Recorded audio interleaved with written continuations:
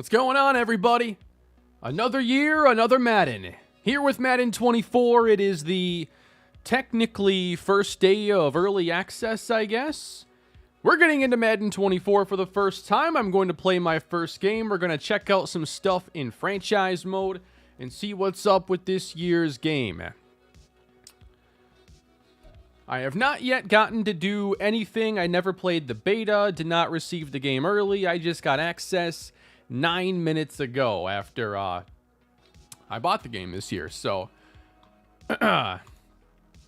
we'll figure out, what new things in franchise intrigue us. I make mostly franchise-based content, and I do not play Ultimate Team. I'm not really interested in Superstar.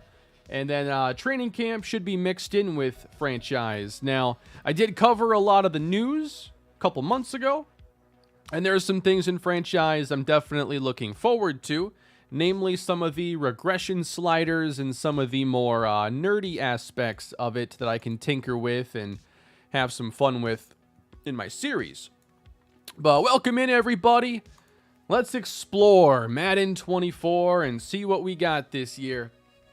Thanks for coming tonight, everybody. I got some content, I'll be working on tomorrow through the week. We want to get to the top 5 to 7 franchise teams I'm recommending for franchises and rebuilds this year. I want to take you through a full season in franchise to see what that looks like. And if I find anything else that intrigues me for a full video, I'll be making that. And also just doing some streaming, and I may even just have a little fun and go online and play some head-to-head games. I haven't done that in a while. I get the itch every now and then, and it's kind of fun when the game is brand new and not everybody is just copying whatever YouTuber put out tips videos or whatever. So, when the game is brand new, I think is when it's the most fun to play against other people. 2 months from now, see you later. I'm only playing the CPU for the rest of the year. Can you try expansion? Yeah, that's the kind of thing we can toy around with. I do want to see the other options in there. I know they opened up the ability to combine different teams and cities, and I wanted to see what that looked like. But why don't we play quick play? I could not find play now. I just want to play my very first game. They still got Superstar KO in here. Draft a team of superstars and be the last one standing. I might check that out. But I want to play a regular old game of football right now. I don't have any teams yet, Arif, as far as who I'm actually going to use for series this year. Now, I'm not going to be starting any major series really anytime soon. Not like this week or anything. I always take a little bit to get that stuff started just because I like to get sliders right for the main channel. And in this case, on the second channel, I really like the A's franchise I'm doing, and I'm not ready to start another big series quite yet. So I'm just cycling through here looking for an opponent. I'm going to play as the Vikings because I'm a Viking fan. But I want to be on the road because I want to test something out. I wanted to see something. Give me a road team. A little bit north. Let's go New England. Alright, I want to play as the Vikings. We're on all Madden difficulty. And I want to put this game in the snow. I'm doubting there's anything new in regards to the snow and weather effects this year, but it's one of those things I'd like to just check off right away. So give me an evening snow game. Light snow. That doesn't make me feel good.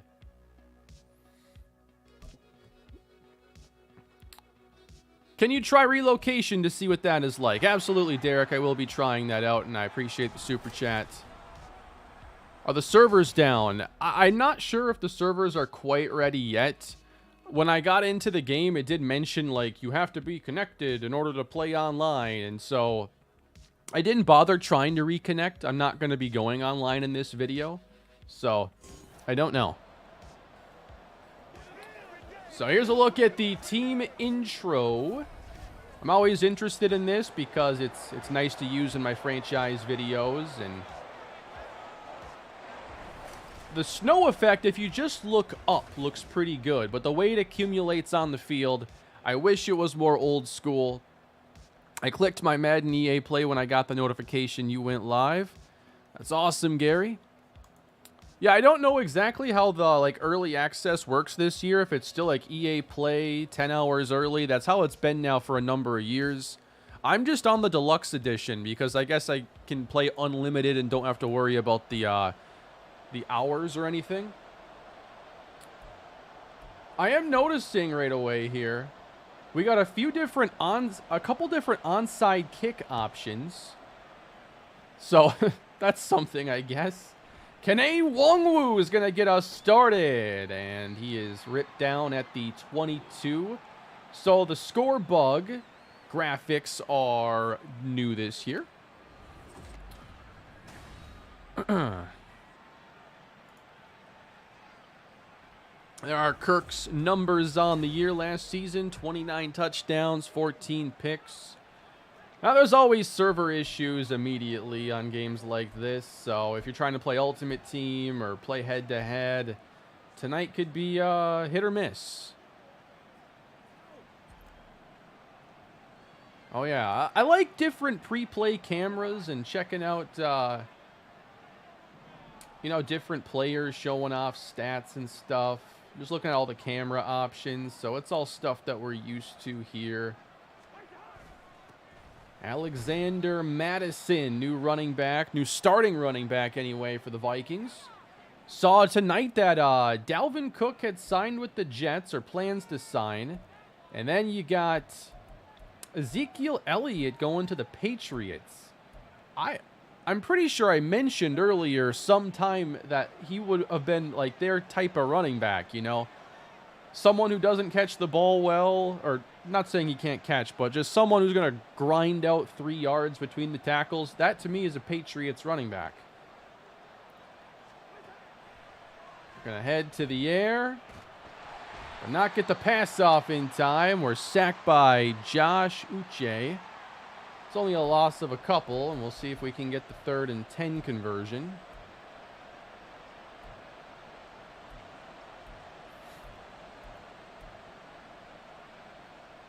Dalvin Cook deal was 1 year up to 8.6. Yeah, the running back market ain't what it used to be, that's for sure. Because what's the top of it right now? McCaffrey is making 12-ish a year, or is it a bit more than that? The snow's actually making it somewhat difficult to see, and down goes Kirko.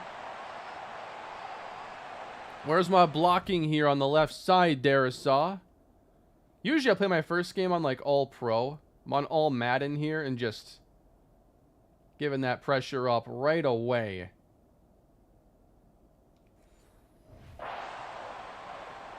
So we'll punt this away. I'm only on 4-minute quarters here. I just want a short game to get a feel for things. Ryan Wright.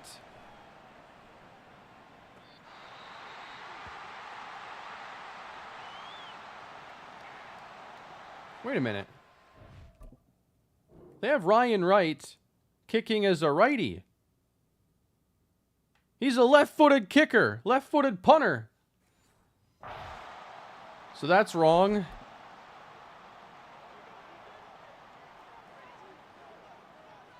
Got Marcus Davenport here, and thankfully still Daniil Hunter, and he makes the play. Yeah, Vikings do not have a whole lot going for them in the secondary right now, so you've got to have some guys up front. Davenport's wearing 0. That looks so strange. I like that sliding grab there. I've wanted to see guys have to adjust more for catches and go to the ground, so that's kind of a cool animation there. We'll watch that one back. Little out in front. I like that.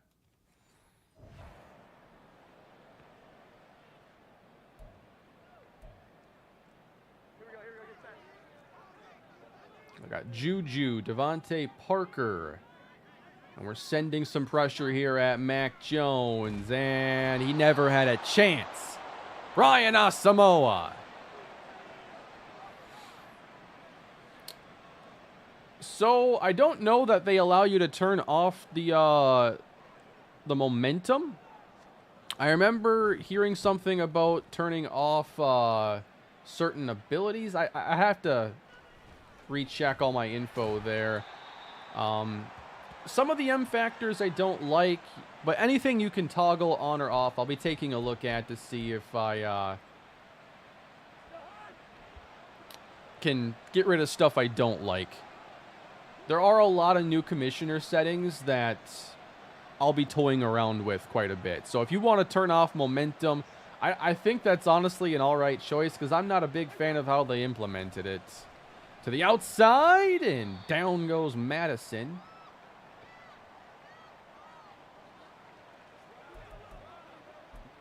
Now, one thing we could see a bit more of this year is the Vikings in this 12 personnel, 2 tight ends, because they paid Josh Oliver a good bit of money, and I think that they want to get him out there a lot. But more importantly, you got to get the ball to Jefferson. We do it there for 22, and a Viking first down. Is there a general time it takes to get the sliders right? You know, with the process that Matt 10 does, he's really good at it. And it doesn't have to take a lot of time because it's mostly penalty sliders being affected. And that's because the penalty sliders have direct effects on gameplay. And it's honestly preferred to adjust things. It's really like in the weeds, kind of weird, but I don't think it'll take forever. We'll see, though. It's hard to say. We don't know if this game has significant issues that's going to slow us down or whatever. Like last year was quite tumultuous because we had the draft reset bug, and once we see people get to play a lot more this week, then we'll know if there's anything that we have to worry about with this game. As far as major problems, that was a throwaway. Interesting how he threw it more towards a receiver, though.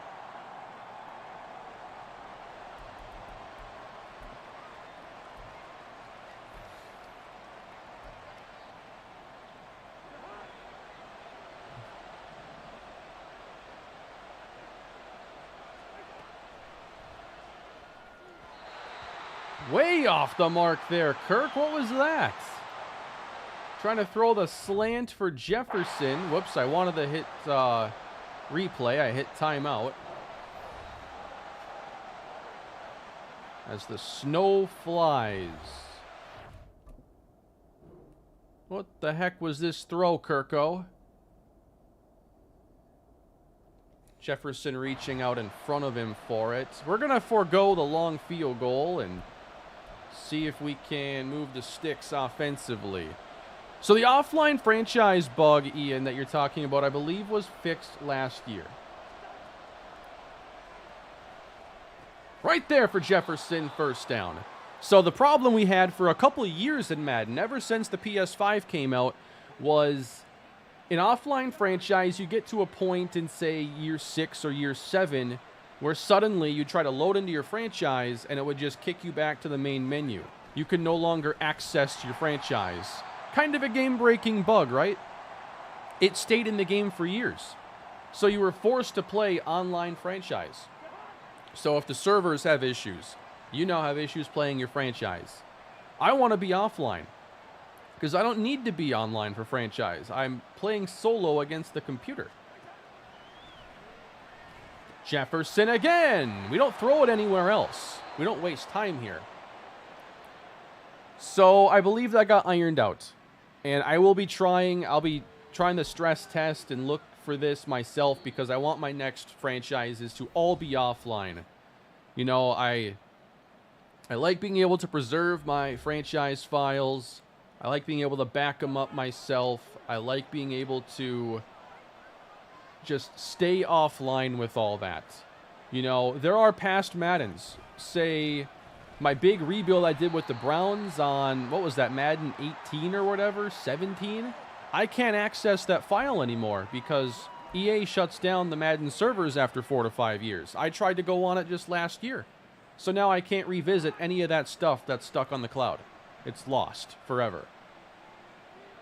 You know, I got a million physical games behind me. I like being able to be in control over preserving my stuff. Rolling out, Kirko is going to fire in, and there's Jefferson! Touchdown! First touchdown of the year goes to Jefferson. I don't know if I've completed the pass to anybody else yet. Is it still 3 trade slots? No, it's supposed to be 6 now, with picks up to an additional year into the future.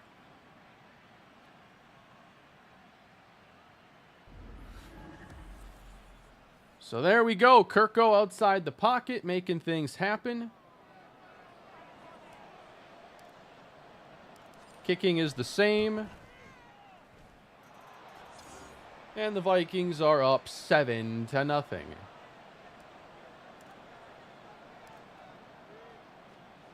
Can I use my PS4 controller for PC? Yeah, that shouldn't be an issue. So for me, I have an application called DS4 Windows. Maybe there's other ones out there, but I have a DualShock 4 hooked up to my PC for playing College Football Revamped. If you have an Xbox controller, because it's a Windows device and you're probably on Windows, it's more seamless.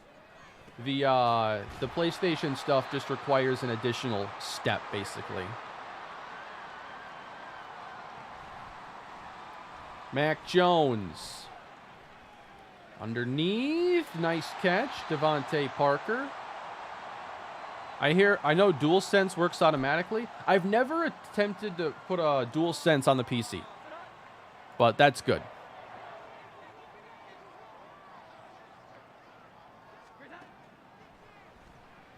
Mac Jones backing up and delivering for a very short gain. Kendrick Bourne. 35 seconds. Might call a timeout if they go hurry up here just because I want to switch my personnel. They use the timeout for me.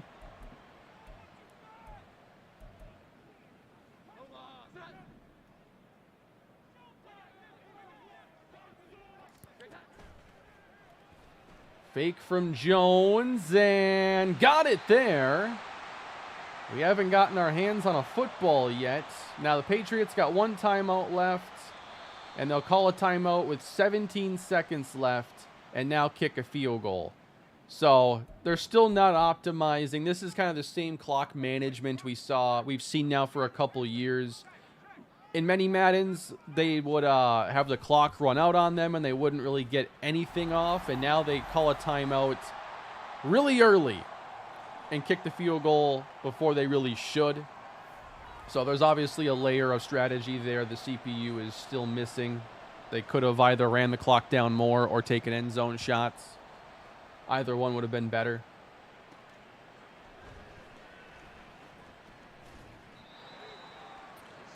Yeah, I'm seeing these comments here about Alex Collins. Yeah, so the Ravens just announced Alex Collins passed away. I'll have to read more about this.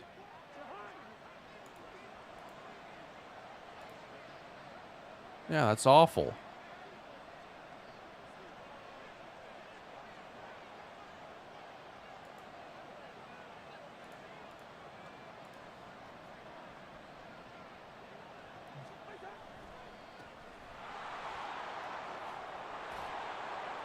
I'm going to call a timeout here with 4 seconds.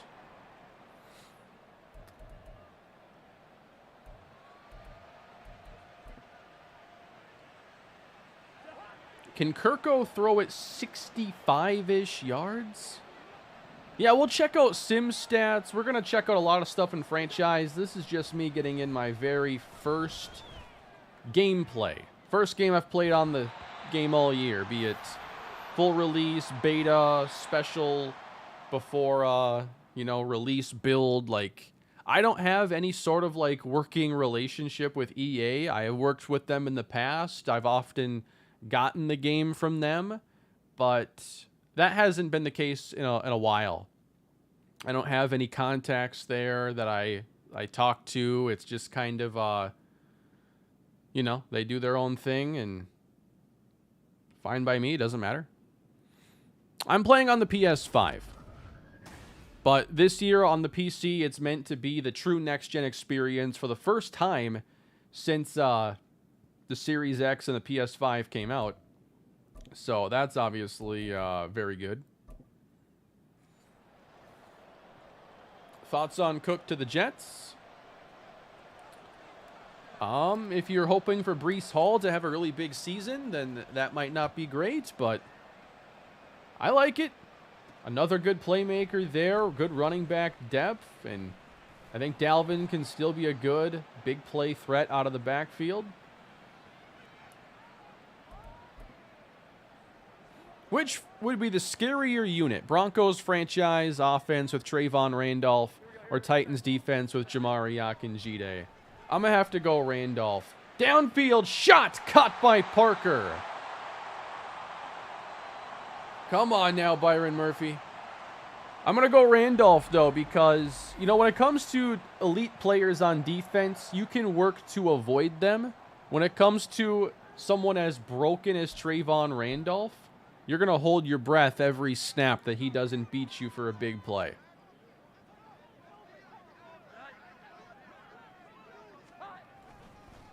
Handoff from Andre Stevenson, and he's brought down. We're seeing a pretty one-dimensional Patriots game with pretty good passing attack thus far. Another run going to Stevenson, and the counter opens things up. Do I think any contender would have signed Zeke? Only if there was an injury. You know, like, if you just try to think of a team right now that needs a running back, the list is absurdly small. Sideline and open. Nice catch by Juju. You know, he's coming off a year where he was a lot less efficient. He's not going to be a dynamic big play threat. Like, I don't think that he's bad. Like, I think he'll give you something similar to what, like, Brian Robinson will give the Commanders. The difference is now Zeke wants to, you know, he's going to want a lot more money than a Brian Robinson or a James Robinson would. Just the nature of the running back position right now. I don't have any significant takeaways, you know, going through this game as far as, like, big changes. You know, there have been some cool animations I've seen with catches, but as far as, like, general gameplay feel and whatnot, like, I don't think there's really anything all that major that I think is different. We finally forced an incompletion. Holding on the offense. Now, you can't hear the referee because I turned down stadium music in my volume because they pump through, like, actual licensed music. So I always turn that off, turn off commentary. So the only thing you typically hear is going to be the gameplay audio and crowd.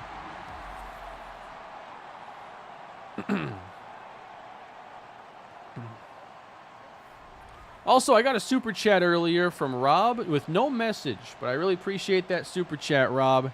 Thank you. I'll be doing, obviously, I got this stream going tonight. I'm probably going to do more tomorrow, and we'll see. You know, there could be more streams depending on if I have something I really want to play. I would be down to maybe play some head-to-head games. That could be fun.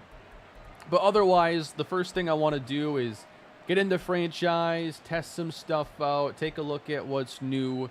And then on the second channel, I'm going to be looking for a smaller scale rebuild that I can get started with.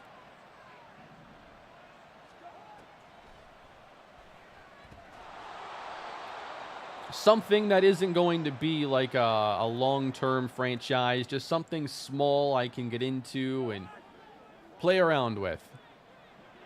Yeah, I do see referees on the field, actually. So they've been absent for a little while.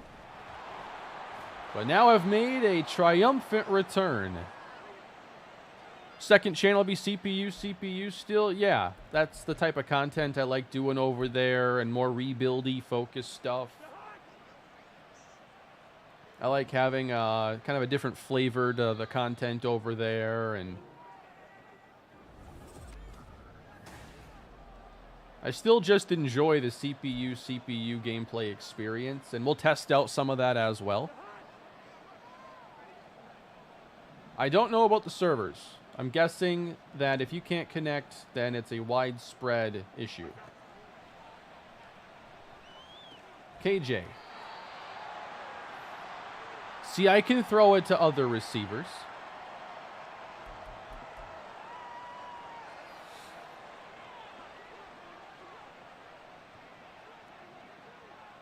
I also like giving it to the fullback from time to time. It's CJ Ham.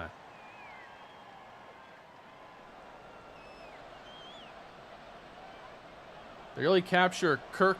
When I picture Kirk Cousins, it's him covering his ear holes so he can hear the call. Madison, there we go. Usually I go on all Madden here, and like it's impossible to run the ball, but it's actually working. We're trying to lull him to sleep right now. A lot of running the football, and watch out! Couldn't throw it away. I love when we don't block Matt Judon. Now, I don't know if by design that play is meant to leave him unblocked. It could be. No, he missed. He just flat out missed.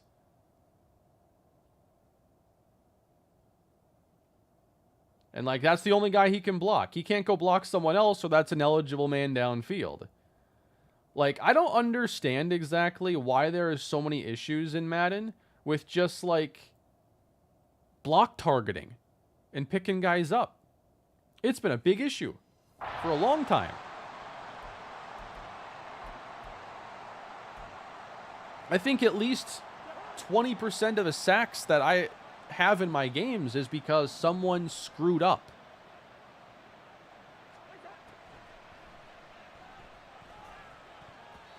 Ooh. Threw that one way out in front, but it gets knocked down.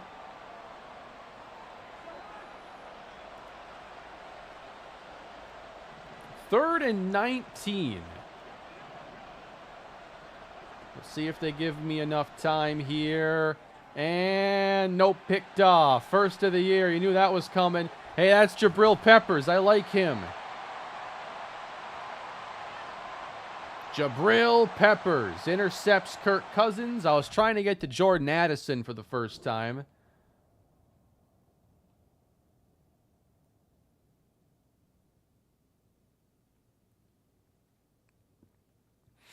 Oh yeah, UTSA. So, the next video is done. I've been holding on to it. And I have another one in the works and got plans for the full season. I am planning on getting back to UTSA later this week. It's a 7-6 game, man. This is trouble. Mac Jones. That's incomplete, maybe? Yes. So I'm thinking we get the next video out, say, like Thursday. And then the first game Saturday, man. It's college football. Jones, downfield, but too far for Parker. You know, the college football season really gets underway next week. I'd like to be a week early with mine. And so I'm going to have that UTSA season to work on. I'm still wrapping up my Titans. And that's the kind of content I'll be doing over here while I bridge the gap to my next franchise. Jones sails it out of bounds, and it's 4th and 10. The 8-team playoff. I believe the tool I have downloaded allows for that. And I'll start using the 8-team playoff, but it just hasn't really been relevant for us because we're not a playoff caliber team in there. What's he got? Jones is doing something here. Mac Jones. Sideline incomplete. We forced like 4 straight incompletions.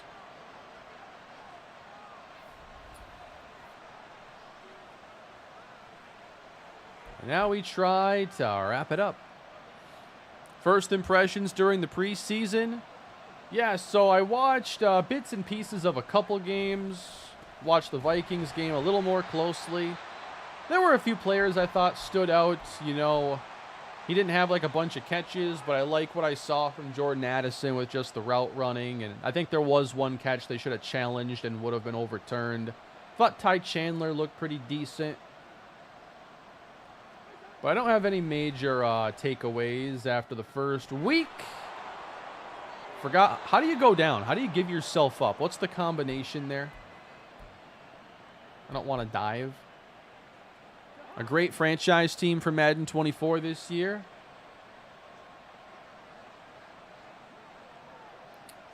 How about the Carolina Panthers?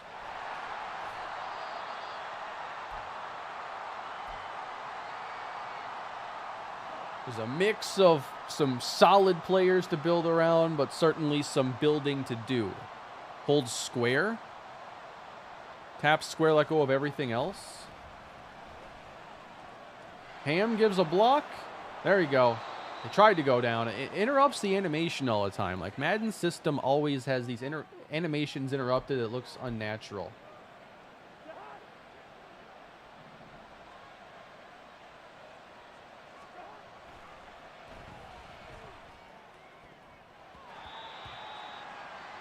I want to score again.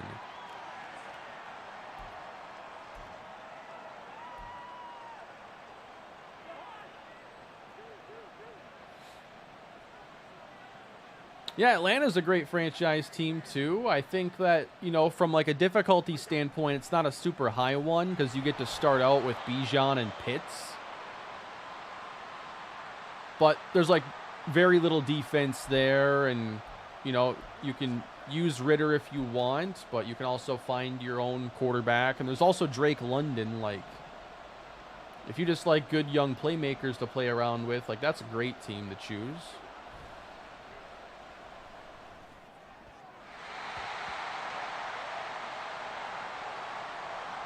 We're leaving the door open here for New England.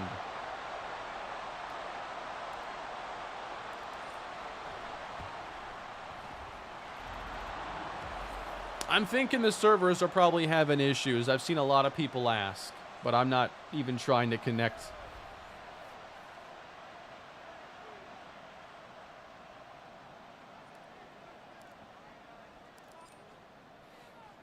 I think I'm going to start with the Rams. Yeah, I think that you've got to work towards their next era, and they've been kind of emptying the roster of some of that veteran talent. Not entirely, but certainly with guys like Ramsey being gone.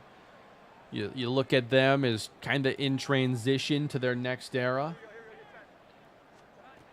You know, Green Bay now in the post-Aaron Rodgers days. And like, almost any team in the AFC is interesting because of how competitive the divisions or the entire conference is. Like, when you've got to deal with offenses in KC, Cincinnati, Buffalo, Miami, like, you pick any of those teams, and it's always going to be a gauntlet in the postseason. So, you know, you can pick a good team, not a traditional rebuild team. You can take Baltimore, and it's like, all right, you play in division against Cincinnati. You got in-division games that are going to be tough against the Browns and the Steelers. And like I said, the playoffs, you go into a wild card game, you're going to probably face a really, really good quarterback. The AFC is awesome if you just want to be, like, challenged. Yeah, I'll be doing a top 7 or 5 rebuild teams in Madden. I haven't decided yet if it'll be 5 or 7. Let's see. I finished the game. And they're still deleting a lot of the replays, so you can only look at a few that they're choosing to not delete. So that's still kind of the way it's been. Here was my only touchdown.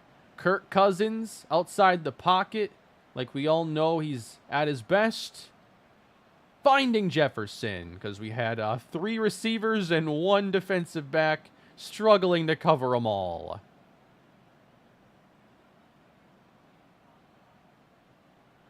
There we go. He's on the thumbnail, and now we get a touchdown with him. The only touchdown I've scored in this game.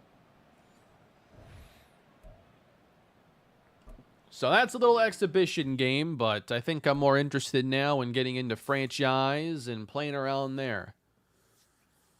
You know, like, outside of 4 teams maybe, like, everybody's a good franchise team for one reason or another.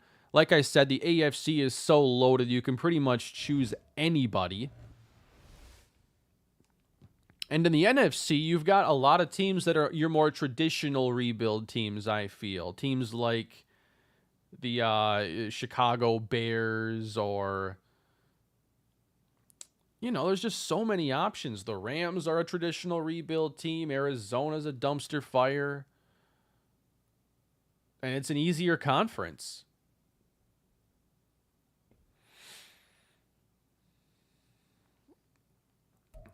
All right, so that was my first game of Madden 24. Let's get into franchise. Rebuilding the Bucs now that Brady is gone? Absolutely. And there's still, like, a lot of good players on that team, so you don't even have to do as much rebuilding, honestly.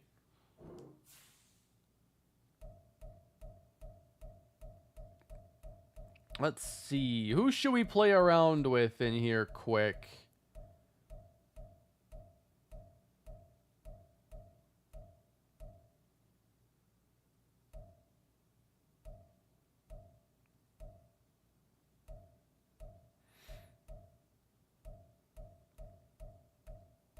Panthers, Patriots, Steelers, Panthers. I saw the Panthers pop up 3 times. I'm going to pick Carolina just to get into this. So I want to do my starting point. We'll start in the preseason because I want to see the training camp stuff there. I want to be... So the coaches I know can do relocation now. And I think I want to do the relocation just to see what it's all about. So sorry, Charlotte, you're about to lose your team. We're going to... Looking at some settings... Dynamic momentum / home field advantage. So that is now, you can toggle that on or off.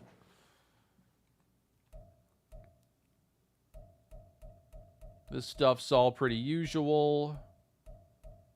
You can turn the trade deadline on or off. Something else that is new is a trade difficulty slider, and I'll mess around with that, but I'll lean towards playing on probably the hardest setting. Just, I don't really like the way trades have been in the past, so at least there's now a difficulty slider. We have free agent motivation impact. So this is something else I really like, and I'm glad there is like a motivational element in there. So this determines how important that motivation is. And I'll lean towards probably making it extremely important so that guys are ruling teams out and there are certain favorites and you can't just offer a bunch of money at a guy and get him to sign. If he doesn't want to go there, he doesn't want to go there. You got practice squad stealing, staff talent cost modifier. I want to check out what kind of injuries are happening because we have... like last year, quarterbacks weren't getting hurt. And I wish they would offer injury sliders per position. I think that would be a lot better. Progressive fatigue. I've ended up turning this off in each of the last 2 years after I requested this feature because I just don't like the way it was implemented. The CPU teams don't really know what to do here, and a lot of times they'll lose players late in the season. It becomes a big mess. We'll see. The draft timer, I'll just turn it off. Keep up the good work. I appreciate that, Todd. And all 1,200 of you in the chat right now. Thank you. Please leave a like if you haven't done so already. What's going on, DJ South? Fantasy draft orders. So if you're doing a fantasy draft, I think you can... I know you can make it a snake draft now, which you should. So if you pick, first pick, first overall, the draft will reverse order after each round. So if you pick number 1, you then don't pick again until pick 64. And if you pick at 32, last pick in the first round, you'll then pick at 33, first pick of the second round. Limits for free agent negotiations and free agency stages. This is kind of neat. I don't know if I'll make any changes on it, but I'm glad it's there.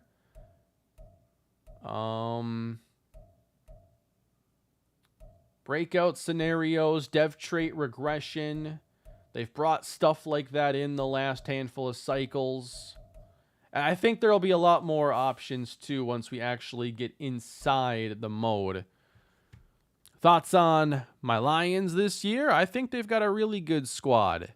I think that this is as good a chance as they've ever had in my lifetime of taking a hold of the division. Turn off reorder depth chart. Oh, that's the number one thing we need here. So, if you played franchise last year, you know that anytime you made a roster move, you added the player, you traded for somebody, it was resetting your depth chart. And so you have to fix that all the time. They did add a setting to where you can keep that from happening. I just have to find it. Reorder depth chart. Never touch my depth chart. Ever. I can't even tell you how many hours I lost to that. I'm not measuring my time lost in minutes. I'm measuring it in hours.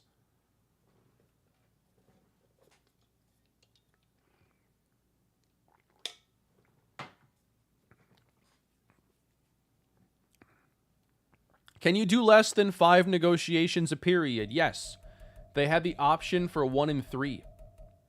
So, I still think 3 in the first stage, it's 5 in the first stage. I might make it 3 and 5, but I didn't think there was anything wrong with the way they implemented it in the previous game. Biggest thing for me is the unbalanced development and progression of players. Like, they can't evenly upgrade a player. That's a good point. So with the archetype upgrading system, especially with the CPU, they'll continually dump points into the same thing. And so you'll end up with guys who, might have 92 finesse moves, but then 68 power. And for some guys, that should be their personality as a player. But when you have all these players who have developed very imbalanced, and at certain positions, it's a lot more jarring. Like when you have a quarterback who only gets strong arm upgrades, he's an 88 overall, but he still has 74 short accuracy. It's like, come on, man. There shouldn't be many versions of that skill set out there.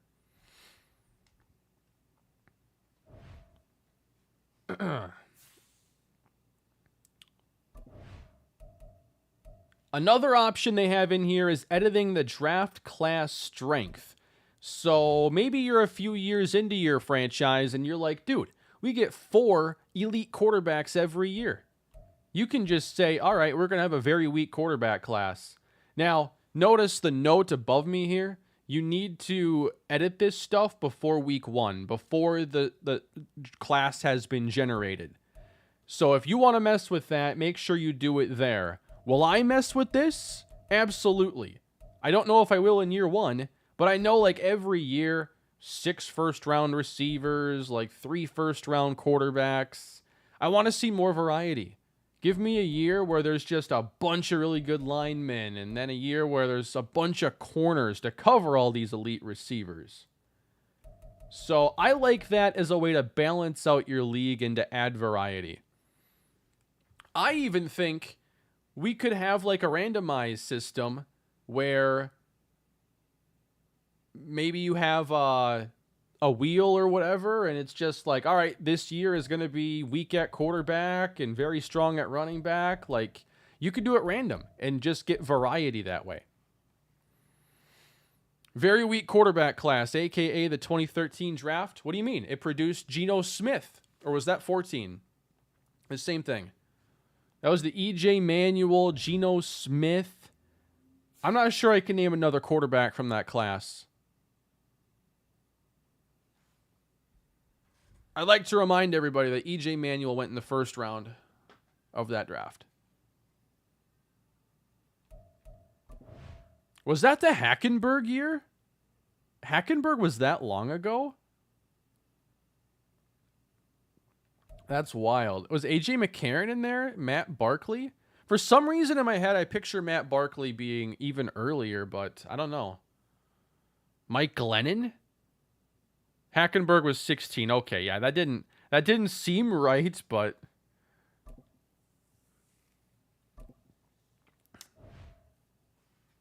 league sliders, these gameplay sliders are all the same. I've already checked this out. It was one of the first things I did. I like to know if there are any more toggles that we can mess around with, but it's the same as it's been for a long time. Thoughts on Kenny Pickett? He's okay. He's okay. But I want to see how he does this year. I think that they're building up a better offense around him. I'm a big George Pickens guy. I like Najee Harris. I think their offensive line is improved. The thing is, though, is there's just, in the AFC, it's not enough to just have, like, good players. Because there's elite players. There's too many elite players. My question is if the Steelers are good enough to compete with those guys. I don't think they've drafted poorly, but I don't think they have that upper echelon talent on offense anywhere.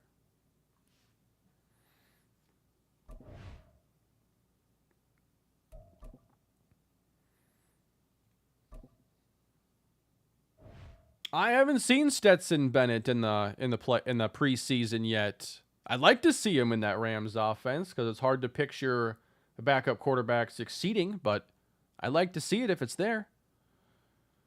So here's your XP sliders. We're used to having these, and it's nice to have this control. But now, check this out. Age progression XP rate.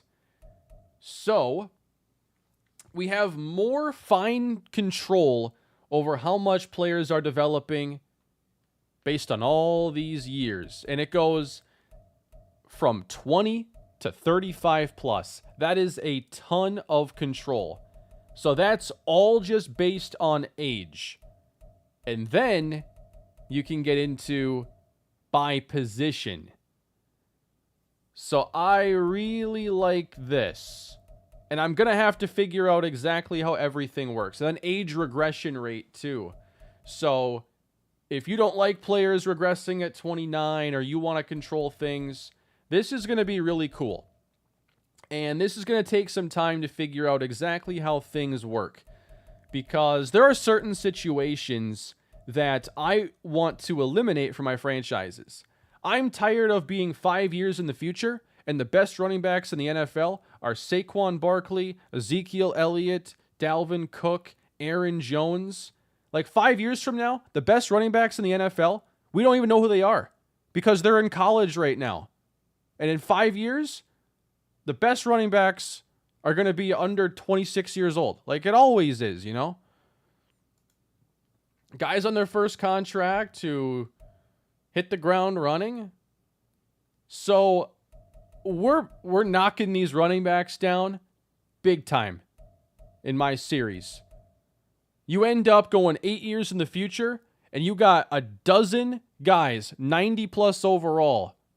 Joe Mixon, Austin Eckler, all those guys stay around forever. And you never see running backs the CPU draft and make an impact. Not anymore. I'm done with that. We're also going to be significantly decreasing quarterback regression because quarterbacks don't get worse once they hit 30. I think that you start to think about that regression like 34, 35 years old. You know, think about guys like Matt Ryan who have kind of suddenly fallen off, or there's maybe a little gradual and then a big cliff there at the end. So you can obviously, maybe you start to ramp it up more in like 33 range, and then it's a little bit more the next year. You just get so much control over it here, but it's going to take some testing to figure out what really works. Right? Ezekiel Elliott's been breaking Emmitt Smith's records his entire career. Every Madden, he ends up being like a 99 overall. He plays forever. The Cowboys always simulate super well. He gets 1,700 yards and 28 touchdowns. I don't know if they mess with sim stats. That's one of the next things that we need to look at. But as far as this regression and all this control, I can't tell you exactly how to make this work just right now. Once I get some more time in there and see what the community comes up with, I'm sure we'll come across some good solutions, and we're gonna make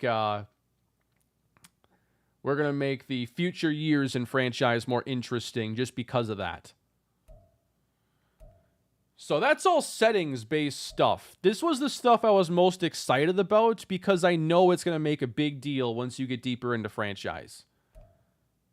You want to see players get drafted and end up becoming stars, and you want to see the stars of today, you know, get older and then get replaced, and you need to create the right loop for that to happen.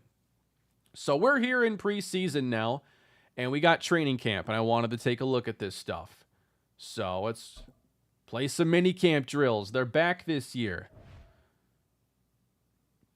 Would love to have seen progression sliders based on dev traits. What are your thoughts on additions versus last 2 years? Keep up the great content. Yeah, that's a good point. I think another modifier there would be useful. I wonder if that's already kind of there under the hood, though, because, you know, I've noticed guys with like Superstar X Factor will be able to hold on to their ratings better than a guy with normal development. My thoughts on additions versus last 2 years. Too early to say. But as far as those settings, it's really nice. Servers working? No. Madden there's no servers this year. You have to play at your buddy's house if you want to play against someone.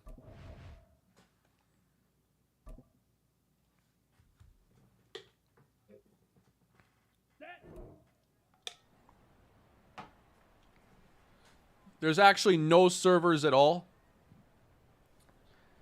There's no Ultimate Team anymore. It's all gone. You have to go to the store and buy packs. Target passing. This feels like it could be easier than back on the PS2. We got Bryce Young throwing to Adam Thielen. I thought I was going to take out 2. Always tough to hit these ones downfield.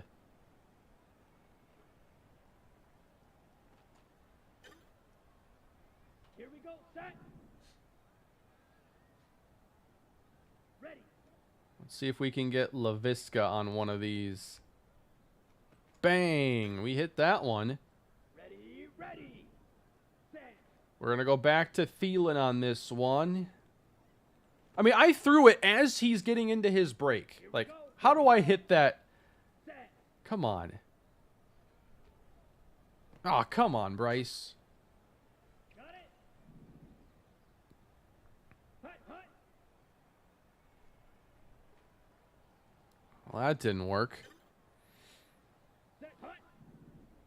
Set, go. Oh, I hit a couple. There we go.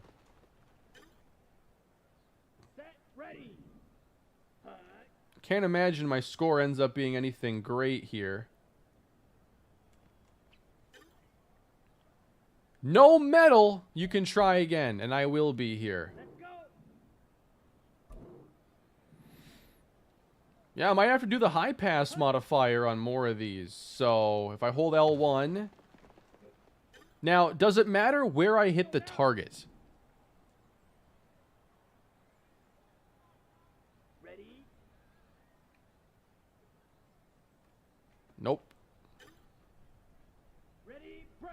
I always found the target one to be, like, really odd. And honestly, I don't feel like it helps you time up your passes at all. Because you're trying to hit targets, not throw on time.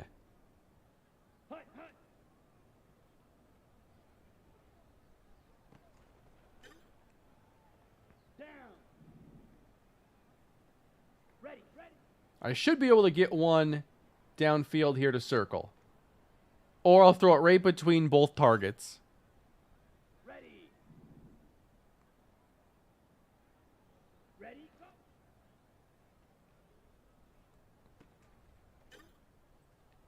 Set.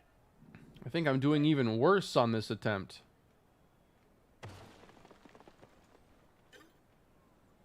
Oh, you get a multiplier, so you really want to be able to get, like, multiple in a row. Ooh, I got that one, so... Alright, we're getting somewhere. The feedback on the high pass is definitely helping.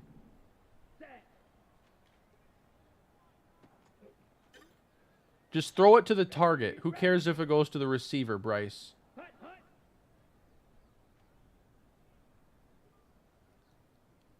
Oh, man, that couldn't have missed by much. Here we go. Set, go. Yeah, maybe I got to move around more. I'm not because I have no pass rush. Restart. I got to get a medal, man. I've been bad at this for 20 years. I only need 3,000 points. That's not even that many.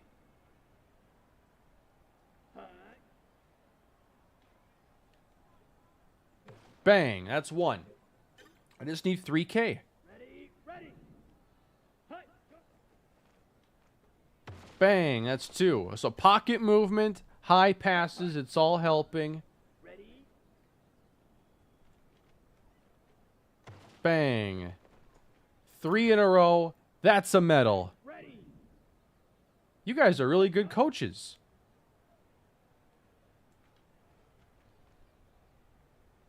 I didn't really have a plan on that one. Let's go.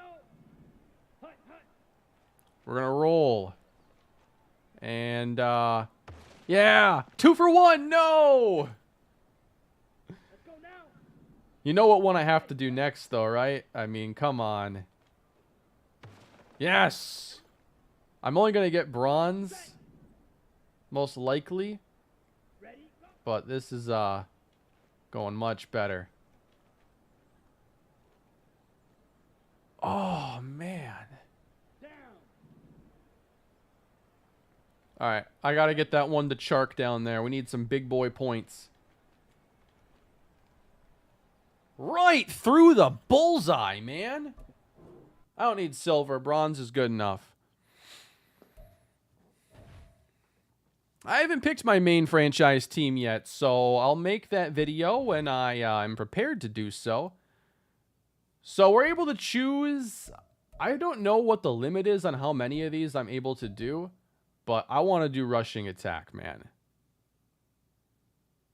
Now the target passing, I only got bronze, so I would have gotten Bryce 1,000 XP, no skill points, and plus 50 rookie snaps. So that's, if he has hidden development, that'll reduce the number of snaps I need to find out that development. So let's go now into rushing attack. And we're going to work on Chuba Hubbard. Yeah, it used to be like 3 or 4. I didn't see anywhere where it told me how many I could do. Oh, yeah. Weave to the outside. Do I get points for this? I think I did. You'll notice a timer in the upper right-hand corner. Here we go. Hut, hut. So you do want to try to find a quick path to the end zone because that timer runs only during the plays. Okay, ready, set, go. Now you're on the toss. This is like exactly how it was on the PS2. Like you'd get these easy touchdowns because you only need to get like one block to do it. As long as your fullback isn't terrible. I'm really playing it close here with some of these.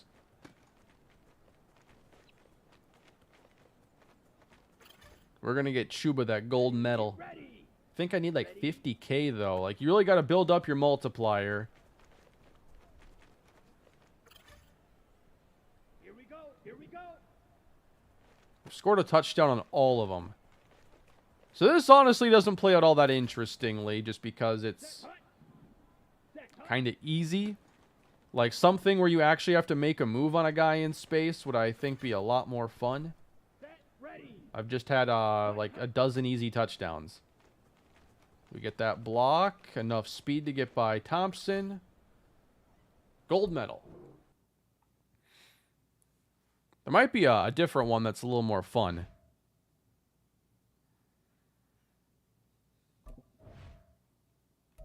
So we earned him a skill point. Field goal accuracy. They do have the coffin corner punting, if you want to get your punter upgraded.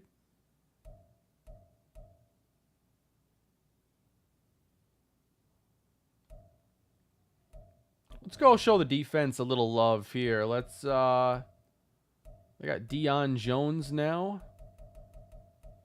Brian Burns, Frankie Louvu. Yeah, Frankie was pretty good for them last year. Give me a Jeremy Chin DB battle. Play man coverage and prevent your receiver from catching the ball. Holy controls.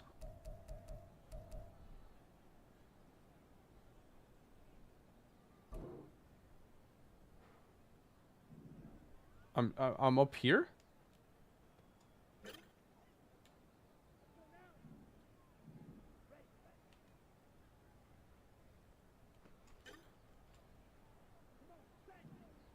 The camera's all the way up here. Give me that. Yeah, I don't really know all the press controls and everything there. I got a little press on him, and he still got a good inside release.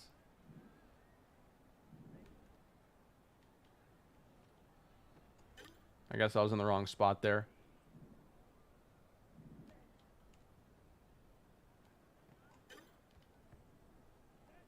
That little drag route's hard to keep up with.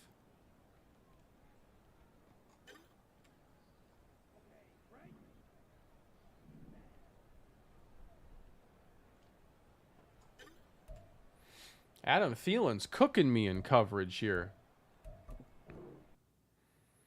Oh, the defensive assist. I don't think I actually tried it in my gameplay. I just assume it's going to be the same as it was. So that, I wonder if I get to do one of all of these. That's what I feel it's going to be. Can I use Bryce again? No. So I can't use Bryce Young for another one of these drills. It looks like one player. One per player.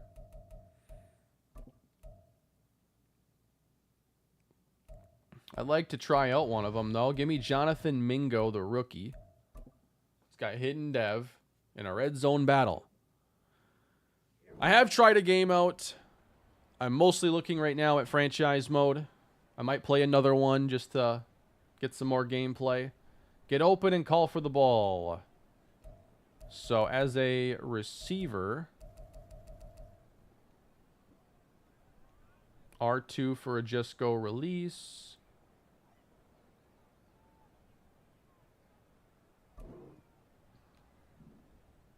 Hunt. Hunt.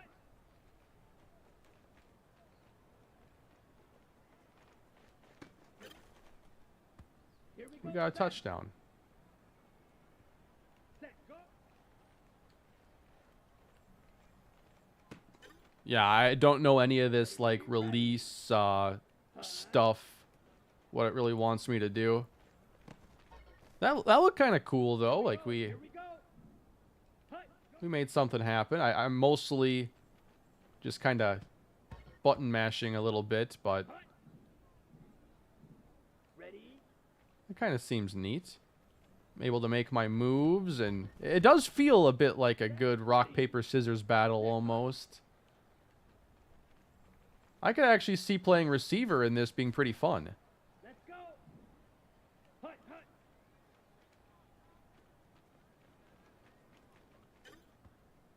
Well, you got to throw it, Bryce. Ready. I'm probably not going to score anywhere near enough for points. There we go. Let me try that again. That was honestly pretty fun to just play. Ready. Go.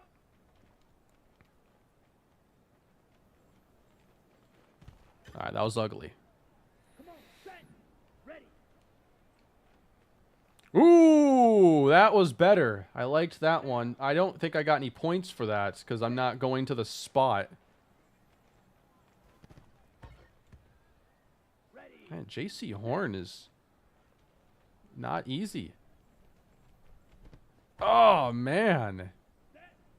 Hut. Hut. I'm in the negatives now. Set. Go.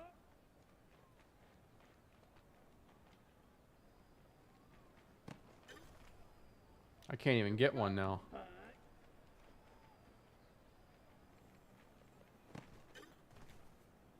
Here we go. Set. Hut. Go. Oh, that was nice. That was a nice try. I'm not going to do that one again, but honestly, the receiver control there, I think if I spent some time with it, that just that little bit there was the most fun one to me, as far as just that release battle and route running. And even if you win, like the DB's right there, it feels just like a fun fight.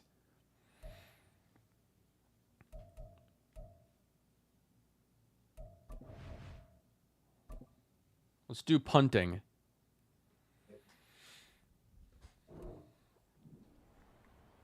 Punch the ball as close to the corner between the sideline and end zone as possible without getting a touchback.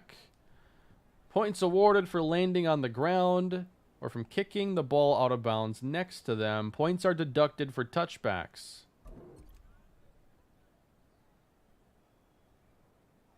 And there is some wind to account for. I don't know if I like this camera being all the way up here.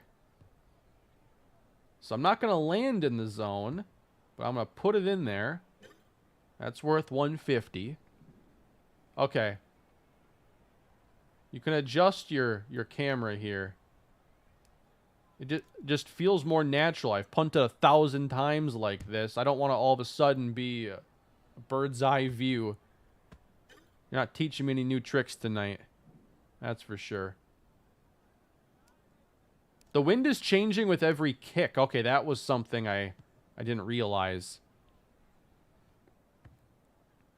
So yeah, the mini games, I think it's cool to have. Like it's neat to have it back. It gives you something to do in preseason, a way to just play with your rookies, and I think it's a good addition. It's not a major one. This doesn't score significant points with me, but it's cool to have it. There we go. That was nice. Good kick, Johnny.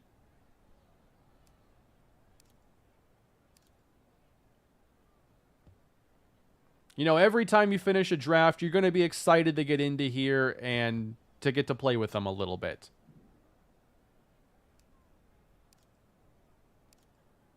And who doesn't love developing the bottom of their roster and their rookies? So, that works. Good kick. 20 miles per hour? The wind never gets up that high. I still kicked the touchback.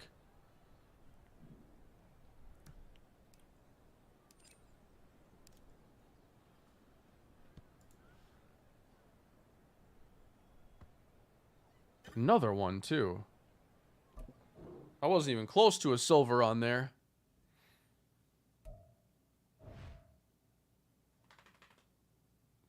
I didn't get to see Stetson Bennett, but I've had multiple people tell me that he had a really good day. So I'll have to check out what he did. So we're still here in the beginning of preseason in franchise and weekly strategy. I'm guessing this is mostly the same. Got your game plan, little like opposition breakdown, your player health. I'll have to toy around more with the progressive fatigue to see if it's better than it was in the last 2 years, but I'm guessing it's going to mostly be the same. Yeah, this stuff here is all the same. You do have your 3 focus players that you start out with. You can unlock more as you go. I'm going to skip the mini games. Now the next stage is to introduce levels to these games as they had in the PS2 Maddens. Yeah, they did have different levels, and they get pretty challenging because I think that they had something for all the difficulties, if I'm not mistaken.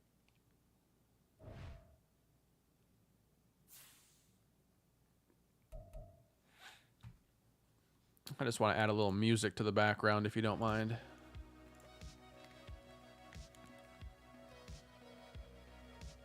Upgrading. Very familiar. I got Chuba Hubbard a point, so scoring high in a drill can get you a skill point. Let's upgrade his receiving back.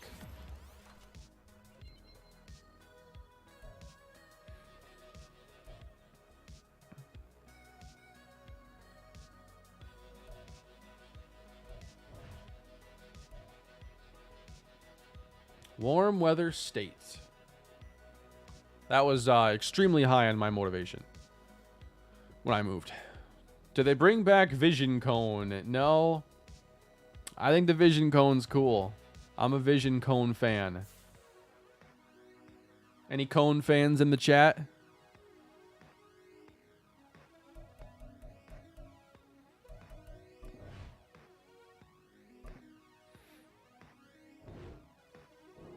Still got your head coach, offensive coordinator, defensive coordinator, but I know they added additional trees for the coaches. So I really like what I remember from reading about the coordinator changes. So here we have our offensive coordinator, and he has a spot here for open field moves, pocket passing, offensive line guru. So it adds a little more personality to coaches. You know, certain guys are known for coaching defensive backs, and other guys are known for developing quarterbacks. So open field moves, pocket passing, O-line guru, and then we got full blitz, zone secondary,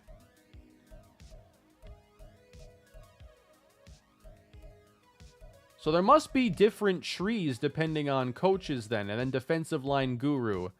So I wanted to take over like another team, or maybe I can just fire our coordinator and take a look at other options, because we should see other trees, right? Yes. So here's a man secondary with a linebacker guru and a stacked box tree. So this here is a legitimate upgrade, because I believe that everybody had the same trees available in the past. So that's pretty cool. I'm going to bring him back, though. Or no, this is a different coach, because he's got the man secondary. I need Darren Young back. He had the zone secondary. So that's pretty cool. I like that. I want to see the offensive trees.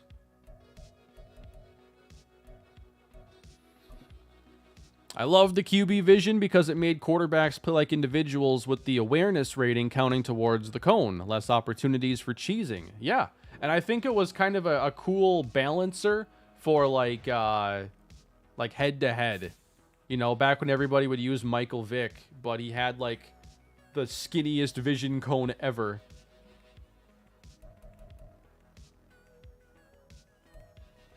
Man, I should do a video of going back to the vision cone. I think that you just gave me a video idea. I'm trying to go to manage staff and I keep hitting the wrong buttons. I still think that the menus aren't as smooth as they should be on PS5. You know, I pop in Madden 20 and the menus on there on a game that wasn't even optimized for PS5 are the smoothest Madden menus I've ever used in my life. Open field moves, pocket passing, O-line guru. Those are a few of the trees here for OCs. You can also go RPO, power running, and receiver guru. Vertical threat is an option here. I'd love to see how many total there are. So just on the left side alone, we got pocket passing, RPO, vertical threat, open field moves.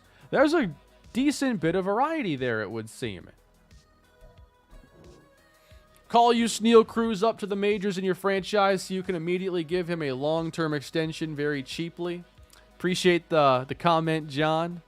I'm looking forward to Yusniel Cruz at some point, that's for sure. Yeah, I need to write down a revisiting the vision cone. That would make for a fun video.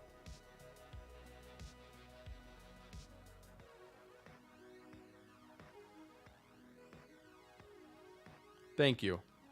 I'm gonna use the restroom quick. I'll be right back in a minute. Y'all enjoy your chair.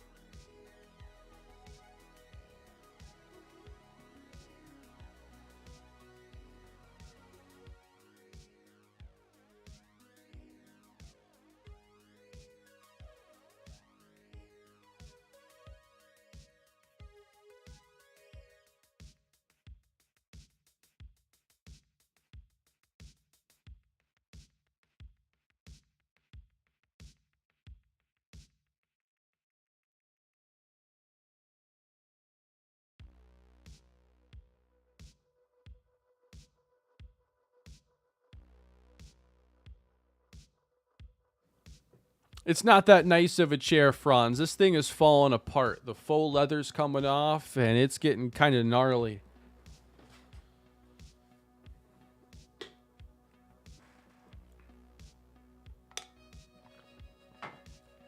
So this is one thing I'm impressed with so far is just the additional trees and the additional personality to your staff.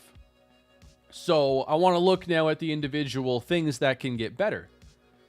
Pass blocking for tight ends. You got short accuracy for quarterbacks. Break sack for quarterbacks. Medium accuracy. Throw under pressure. I like this. I like this a lot. You got the ultimate one, catching for receivers.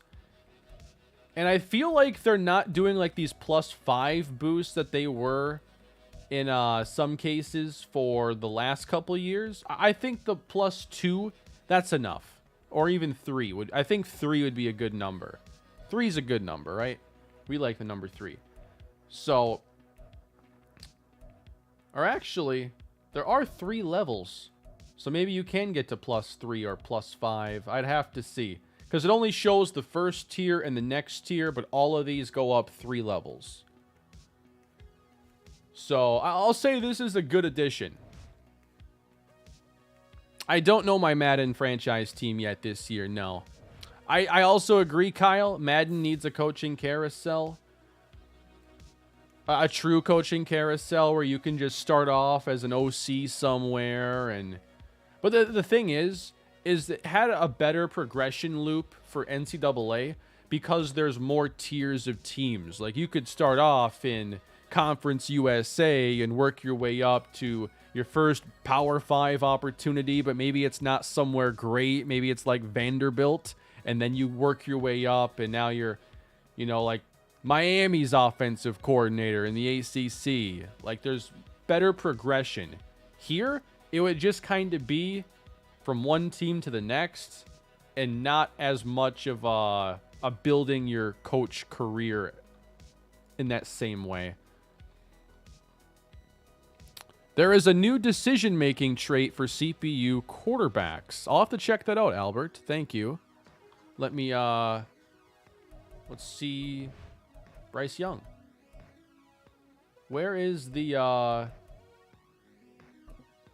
Adjust lineup screen. I wanted to see how it looked in this game.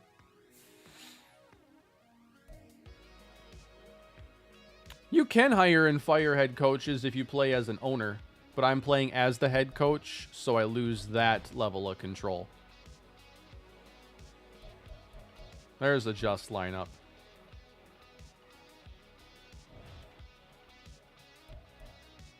Looking how it has in the past. Adam Thielen, normal development. Minnesota State, Mankato. Oh, what's this? This is... They only show 4 years at a time, and I have to scroll like that. I wish that they would also adjust this and show career totals on the bottom. Like, I ain't about to add all this up. You do it.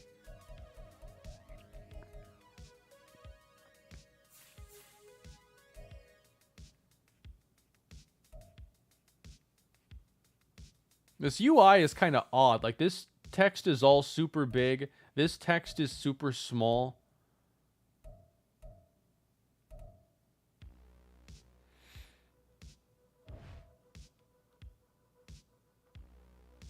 All right, so there's supposed to be a new decision-making trait. Hey, the hidden dev icon is a different blue.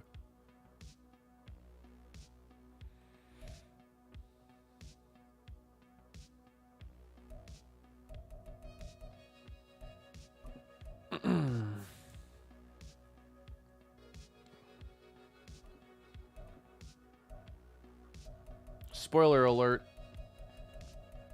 But I'm performing a science right now. Throw ball away, sense pressure, forces passes.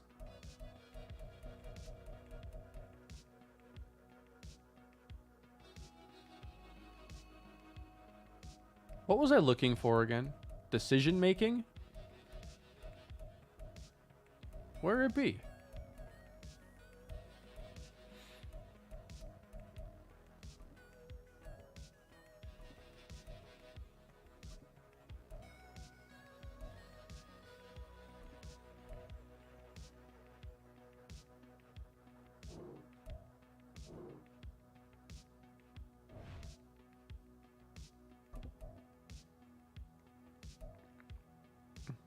But we are seeing on the left side of the screen here, ideal decision maker. It's not editable. It's on the actual player card. Okay.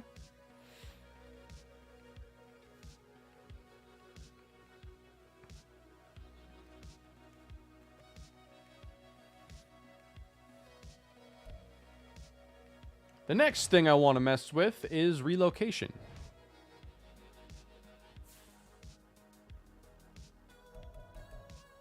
So you can now relocate your team while you're a coach if you choose. And I want to give that a shot because I want to see does it not kick in until the following year, or can you do it like right away?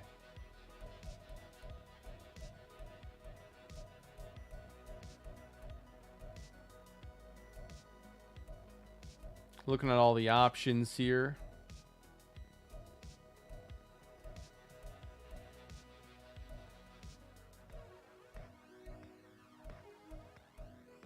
Tokyo, Australia.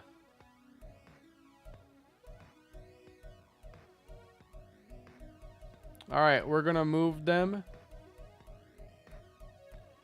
Virginia Beach. We're no longer going to be the Panthers. So now you choose team branding. Now, a lot of these are familiar. A lot of them I did like. I think there are some new ones. I don't remember Nighthawks being anything in the past. I could be wrong, though.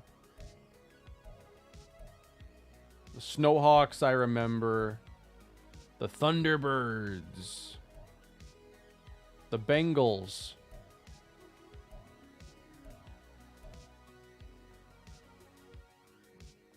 Are these all the ones that have been in the past? Because there are only a couple I wasn't sure about.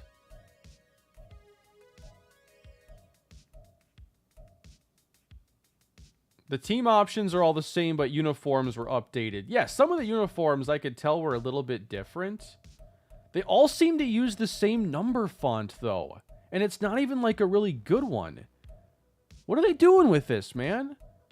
Like, maybe this is better than it was. But, like, that's not a meaningful, significant, like, not what it should be, you know?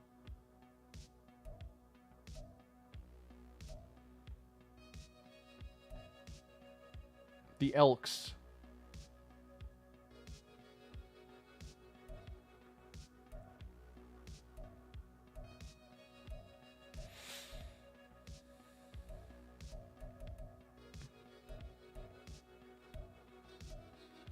Yeah, this is not any kind of an overhaul. It might be improved. But come on. Same team options we've had, some better uniforms, terrible font numbers on the jersey. So if I decide that now we are the Dragons, the same stadium options, these are all the same.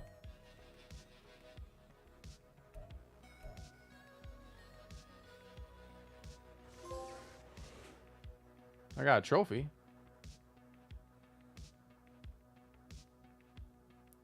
And I think we are immediately the Dragons. Yeah. This is actually something I like. That you can relocate immediately.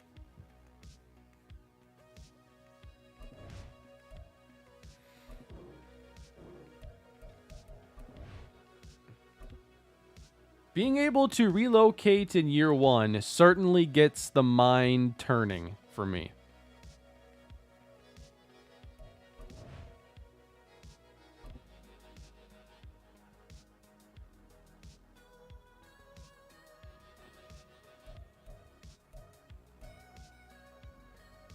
Got some scenarios popping up.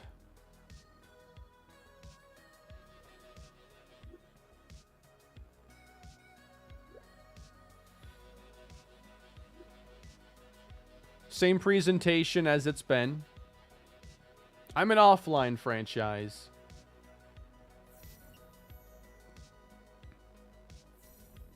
Right, there's no custom stadium creator, custom uniform creator. I can't believe we're still using preset assets.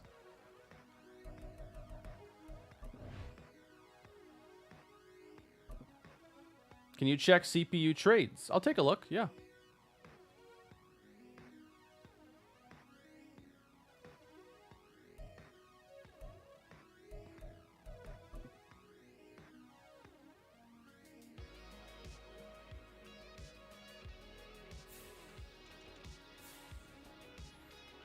We got Bryce Huff being traded for Cordell Flott and fifth round pick.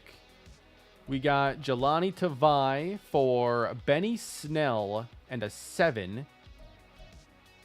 Devin Duvernay for a 5 and a 7.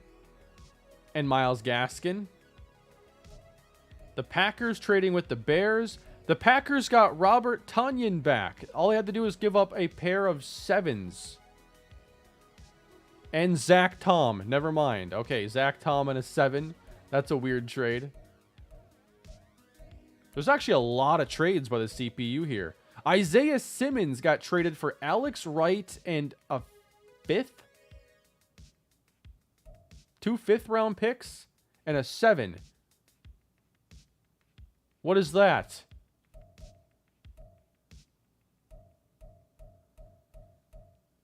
Jonah Williams got traded. Alan Lazard got traded.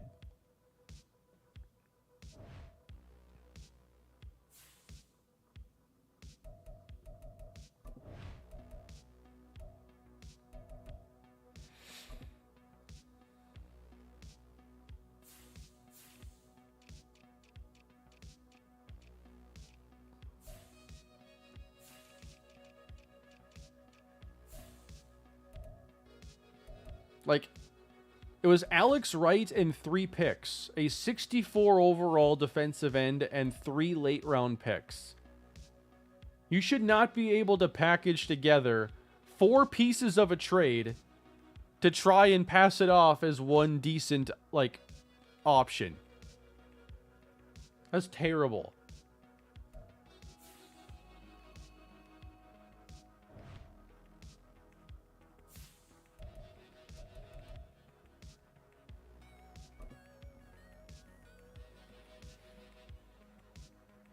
And I can't reverse the trades in here.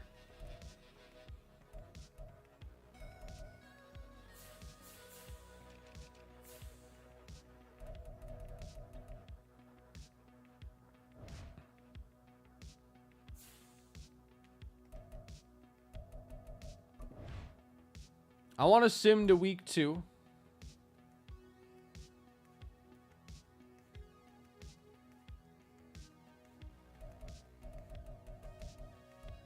You can choose your draft class.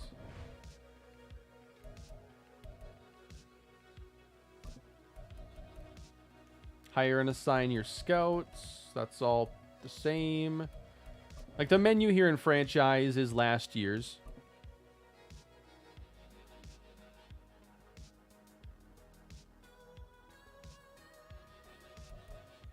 But I wanted to actually play a home game.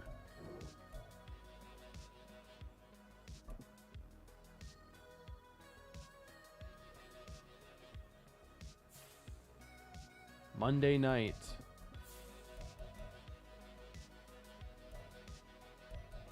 Let's see our uniform options here for the Dragons.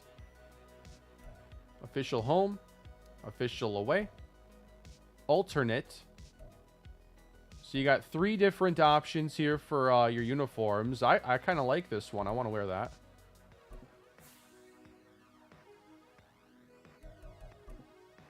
All right, let's play our second game.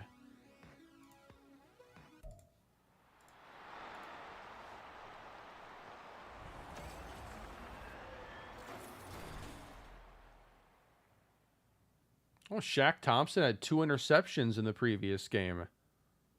Derek Carr.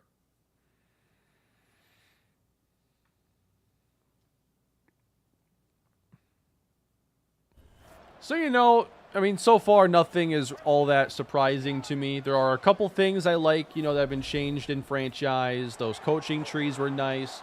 The regression settings and just more commissioner tools in general. But then just a lot of sloppy implementation, you know, still seeing just trades that don't really have a rhyme or reason. And I'm still seeing trades where teams are just trying to package together, you know, a bunch of garbage and go trade for, like, okay players, or in some cases really intriguing players. Like, you shouldn't be able to package up 2 5s and a 7 just to get, like, a starting caliber player.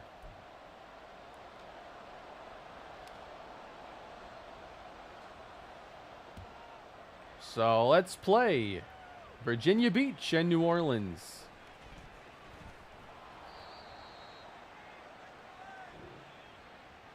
I got Madden 24 Deluxe and I only have access to just Quick Play. I don't know why. Huh, that's odd. What platform would that be, Jace?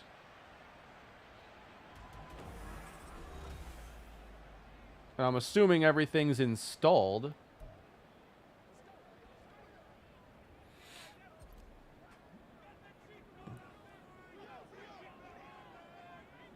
Because the servers are down.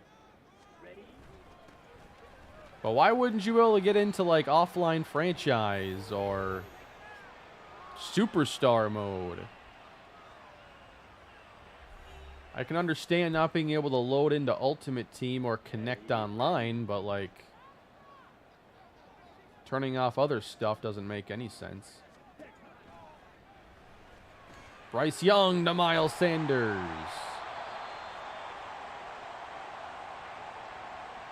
Noticing kind of a hitch when plays are ending. Here we go. Here we go.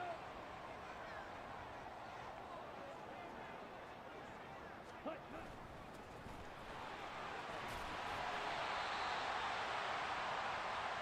Yeah, I did it there again.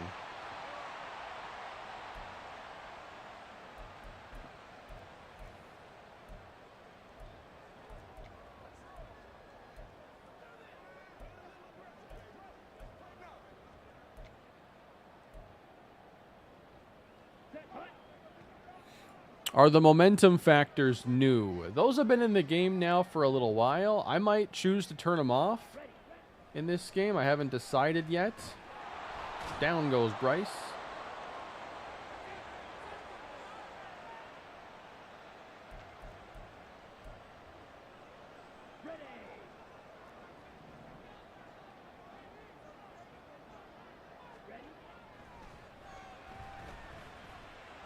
Nice diving grab by Adam Thielen.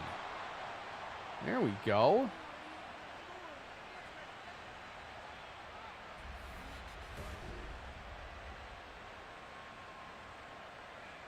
I've liked some of the catching animations that I've seen. Like on balls that aren't thrown perfectly. I've seen a sliding catch, that good diving catch. Nothing that's like, an ultimate game changer, but I do think that the catch variety looks better.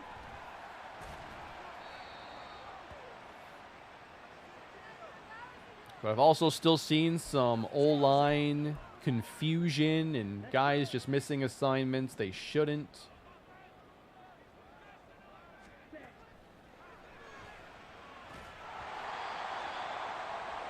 Oh, he got it knocked out. Thought he had that one. Shows the wrong play.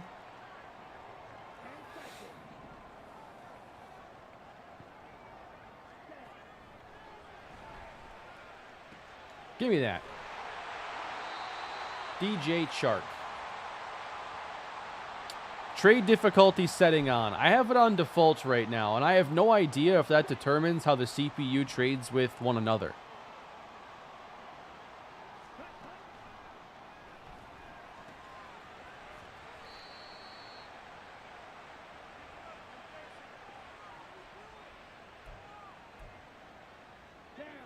When the CPU trades with the CPU, some weird stuff happens, that's for sure.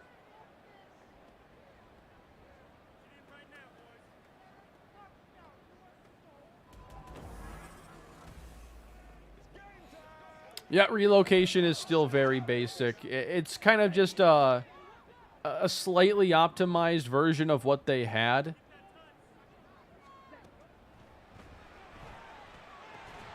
Ooh. No ability to add atmosphere, no third down sounds either. Yeah, I mean, Madden is not the place you go to for really detail. Most things implemented here are very surface level and leave you wanting more.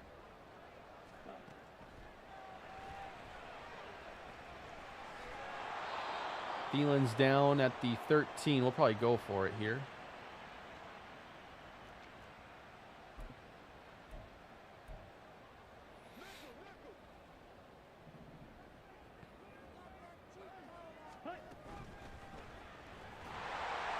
Ooh, he just hit him up.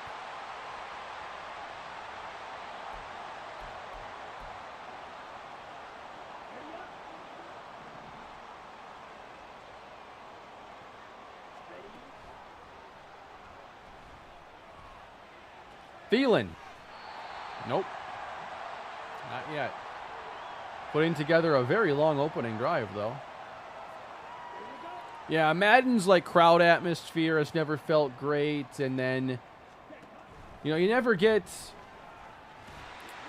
that good feel after like a game-winning touchdown or anything. And just kind of everything is very samey. I want to know if the QB sneaks are super automatic, because I felt like they got pretty automatic last year.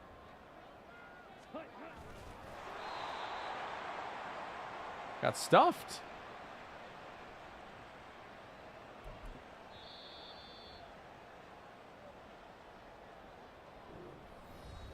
Appreciate that, William.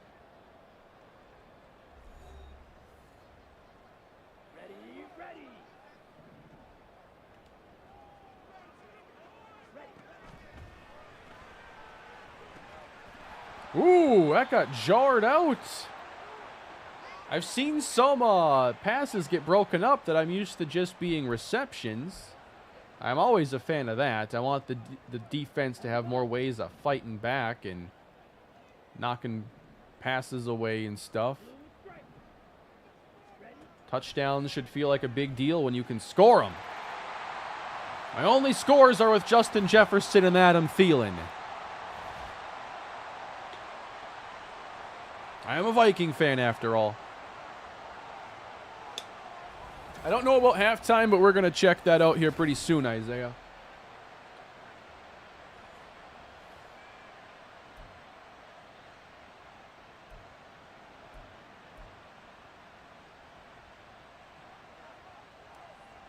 You guys want to see Andy Dalton run this?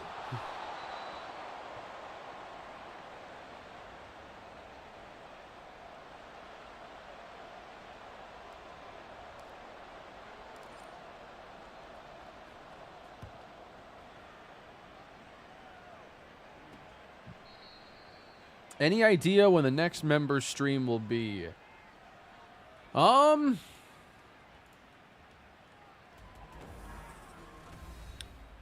Probably in that final week of August. I don't know if I'll try to do a weekend this time. It's possible. 27th, 28th, 29th. Probably in that 3-day window there is when I'll do the next member stream.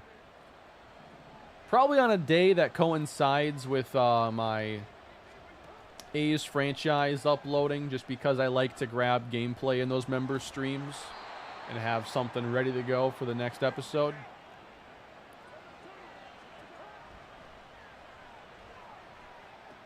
Kamara.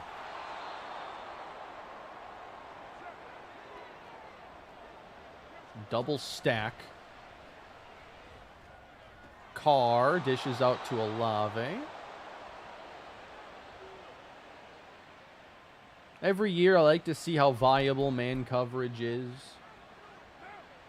Press, off coverage is usually pretty terrible.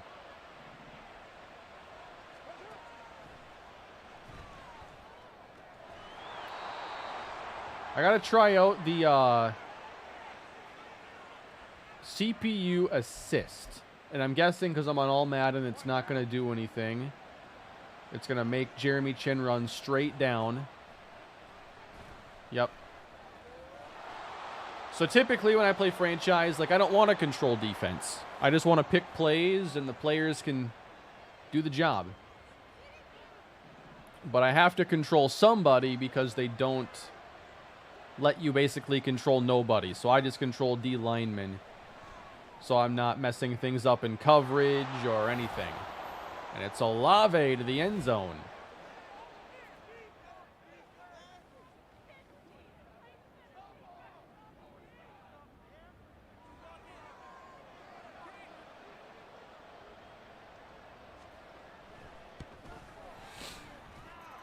After this game, too, we'll take a look at some of the simulation stats, but already seeing a 41-7, and I think there are way too many high-scoring outputs in the sim engine going back to, like, last year.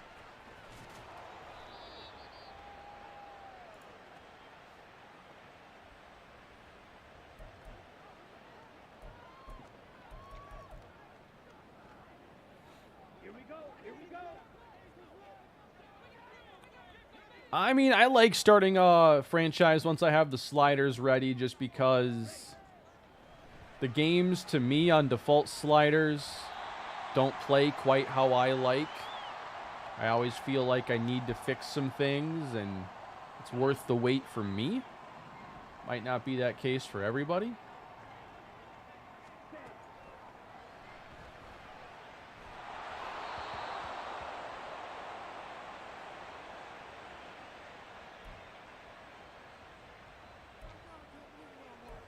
Want to see if I can get 3 back here in this first half.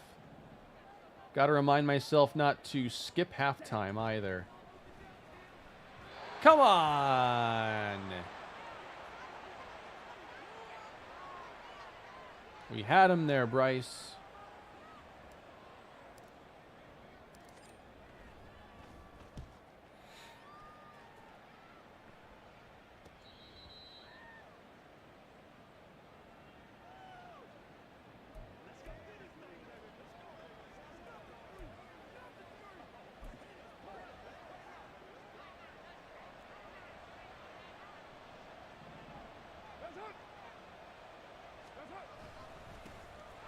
Jamal Williams trying to take us to halftime. I liked that that low tackle. That's something they talked about a little bit.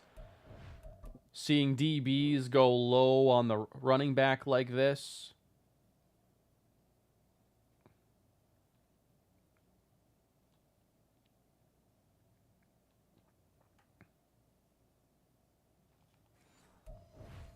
I relocated to Virginia Beach.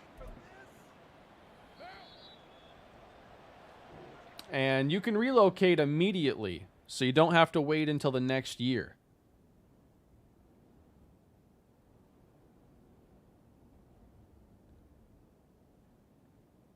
I'll praise low tackles just because I think it's a good addition. I don't think that it's a big needle mover or anything, but I'm just pointing out things I noticed that are different because I put a lot of time into the game every year. But more or less, you know, this is not dramatically different in terms of how it plays or feels. Some things, you know, have looked a little bit better, and there are some things in franchise I like, but a lot of the same warts that have been here for years. You look at, like, the sim stats, from what I've been noticing on the ticker, a couple have stood out as a little weird. The scores here don't seem too inflated. You know, seeing a lot of teams score in the teens is nice, and only one team dropped 40, so that looks to be good. We'll check out maybe a full season sim, and is any quarterback capable of going 35 touchdowns, 12 interceptions? Because that really dilutes that, you know, those benchmarks once anybody can do them.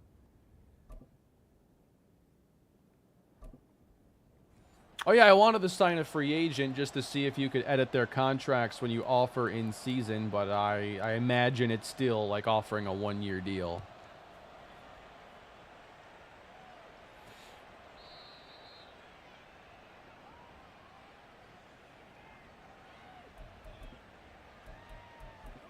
I really hope sim stats have been altered because it's just been so out of hand and getting just more and more that way where any quarterback can do well.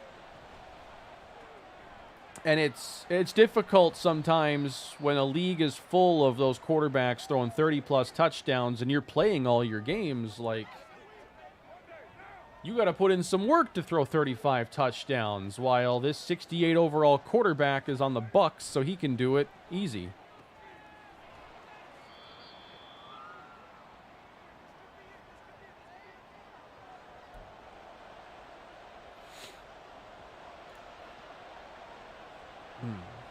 Don't quit out a franchise, won't let you back in. Very weird that... Why would... And how? If you can't connect to the servers, how can they keep you from accessing things if I'm getting in just fine? Like, if you're having an issue right now, maybe try turning off the internet on your console. Ooh. Ooh. Down the sideline. And we're going to have a punt return touchdown here on opening night. That hitch is still happening at the end of all these plays. It's annoying. But if you're having an issue, I wonder if you could get into at least a mode if you just disconnect entirely from like PSN or Xbox Live.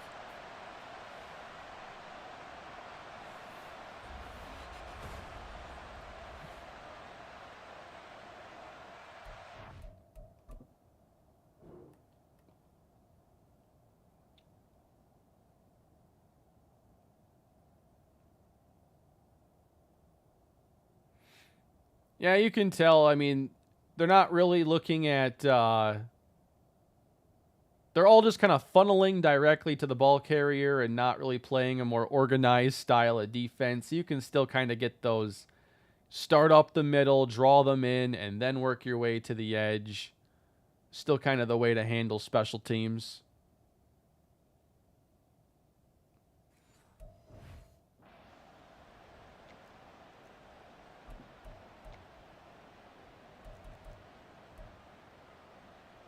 I want to go for two. I haven't played the PC version, but I know that they'll have the same gameplay as Xbox Series X and PS5, so that's very nice and about time.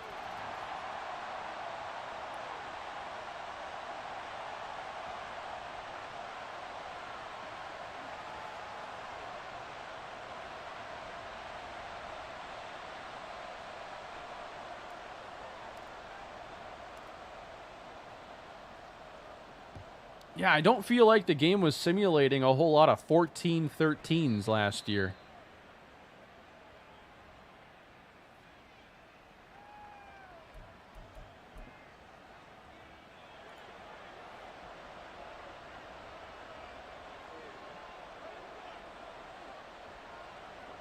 (24-21). That's a good average football score.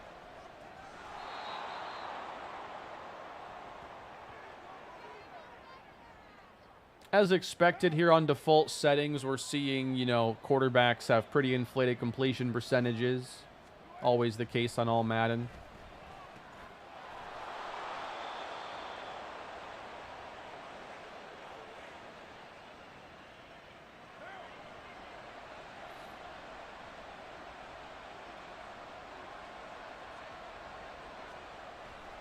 Bengals' first episode in franchise dropped today. I'll have to check that out. I like watching his franchises.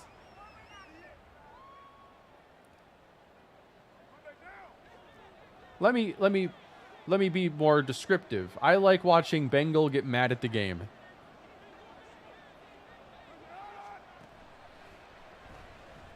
Derek Carr's got all day in the pocket.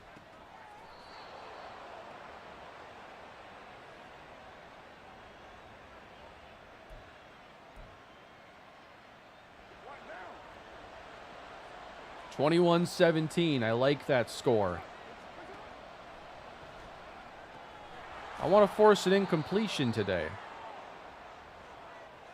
Yeah, Madden. I will be looking to check that stuff out this year. I'm a lot more interested now that it's kind of getting caught up with the gameplay on the next-gen consoles or current gen.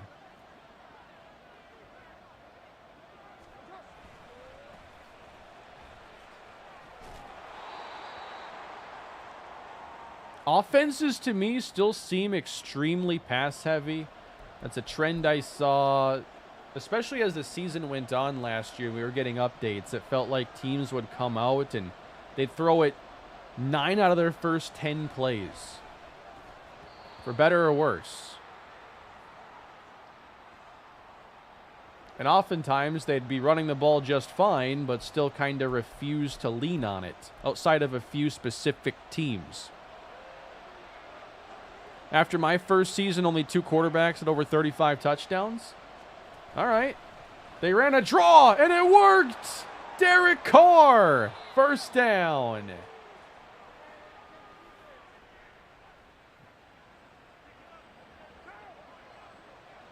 Feels like a college play call there. Quarterback sweep on 4th and inches.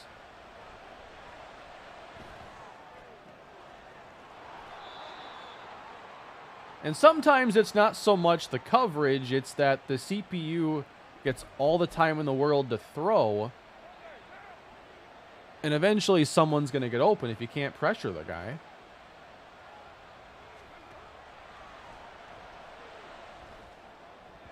Get that out of here.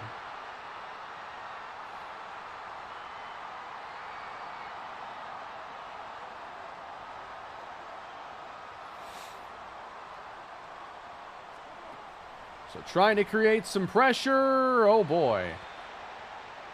Oh, he didn't get his feet down. They're going to challenge it, though. That's a new referee.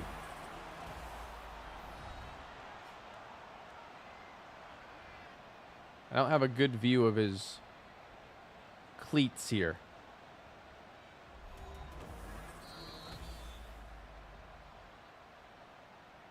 Oh, they reversed it. I wanted to see this anyway. He just runs by him. You got to run with him. Left. Yeah, I don't know how the referee missed that at full speed.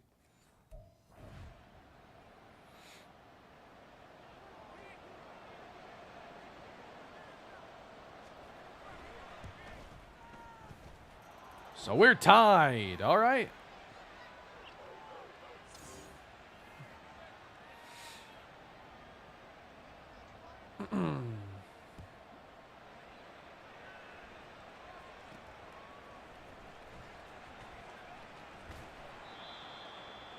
$2:15 to go.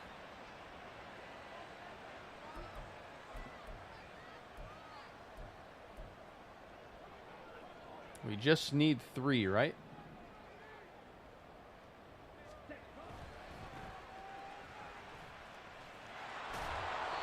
Jeez.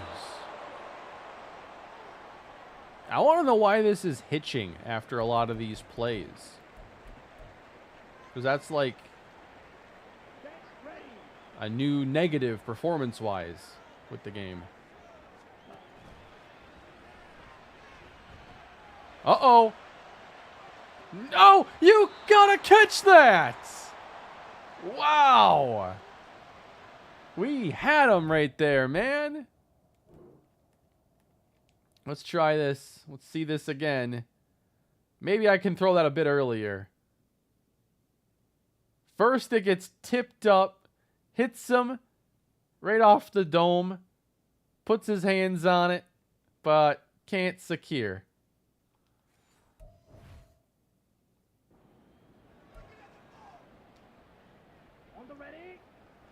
I don't want to punt it back to him, man, because I'm just going to watch Carr complete 4 straight throws where I can't pressure him. They're bringing pressure at me now. Got him!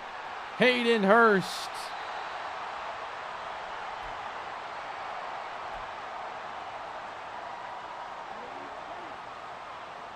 See, I like plays like this because I can just look at one half of the field. It's a lot easier. Ian Thomas time. Let's watch one of these injury timeouts. See you later, Austin.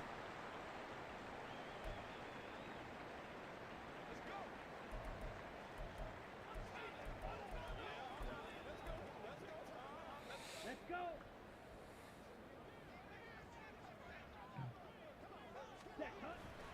Uh-oh.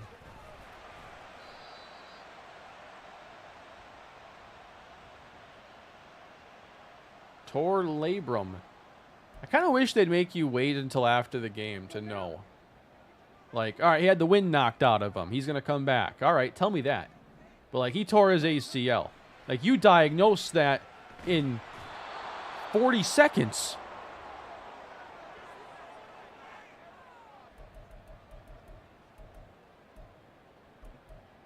See, in the show, Okay, ready? they'll make you wait. 3rd and 13. I'm right at midfield.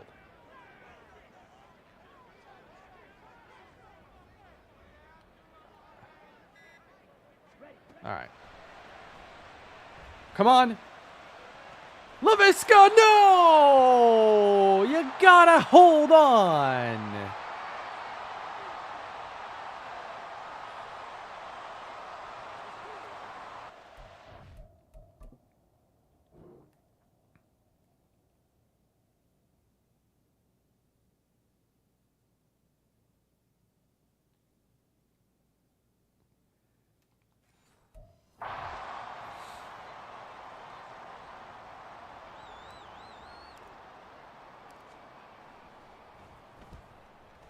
The boot from Hecker. I should have worked on my coffin corner punting drill a bit more.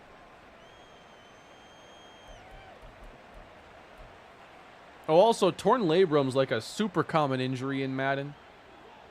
It's also only like a 2-week injury.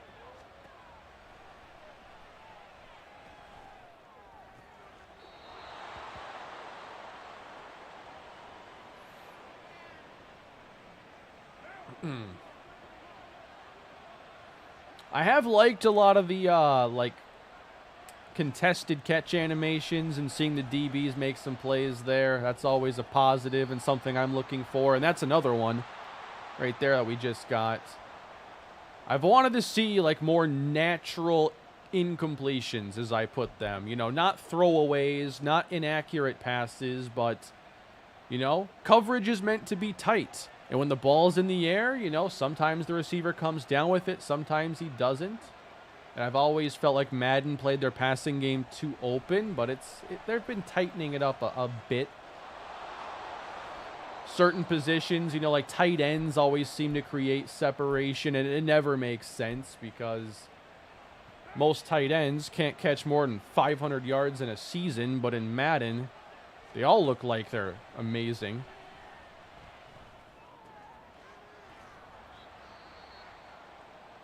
All right, we're keeping them out of field goal range to this point, but will it stay that way? Uh-oh. Uh-oh.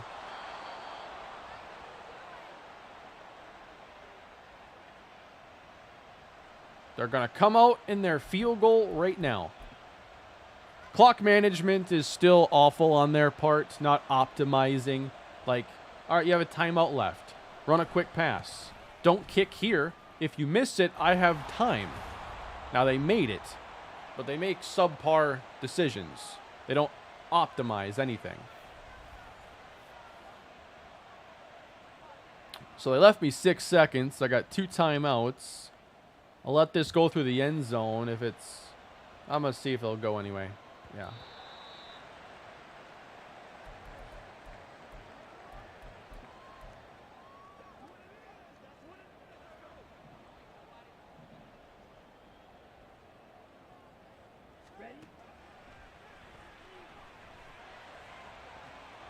Feeling... I needed another second. So the Saints win.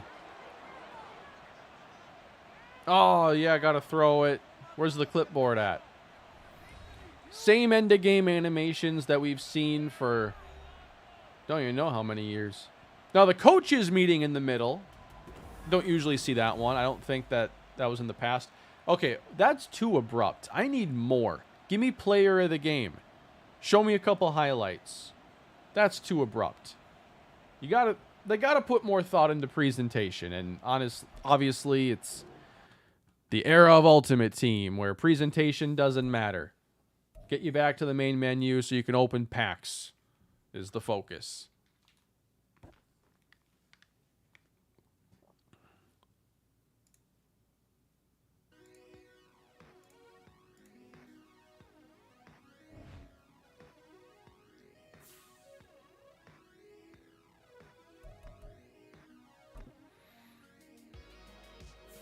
Sometimes I've seen the quarterbacks meet at midfield. It'll happen from time to time. I always like when it does. The torn labrum is a 5-week deal here. I don't know of all these injuries, by the way, what's already on like the roster. I'm not sure. So I don't know how many of these were created in this franchise. I'm guessing a lot of the major ones already existed.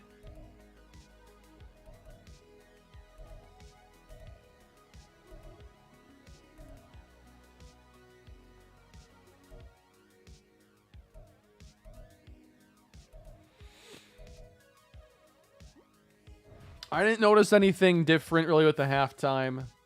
It just gave we played the Monday night game, so it just gives you like a big list of all the scores. And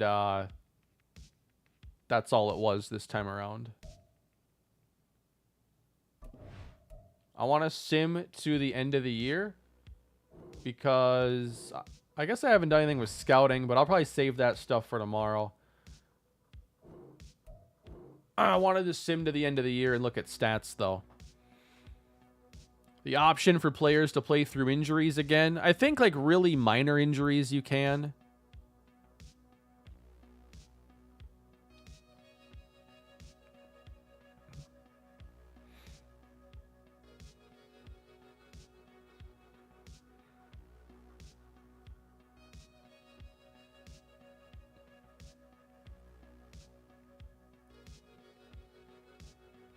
Oh yeah, I'll have to check out free agent contracts. Let me cancel that auto sim, and I'm sure it's the same. Is the simulation faster than previous years? I'm offline, and I think offline sims slower. I think it's about the same speed.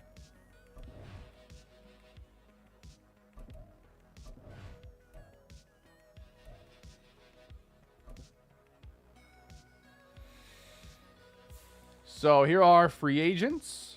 Robert Woods. If I click on him, I cannot move up to change the number of years or the number of my offer. So it's the exact same as it's been. These menus, too, are not as snappy as I'd like it. Like, as I hit R1, L1 here, he's, like, hitching. It needs to be faster, man. I'm on PlayStation 5. Come on.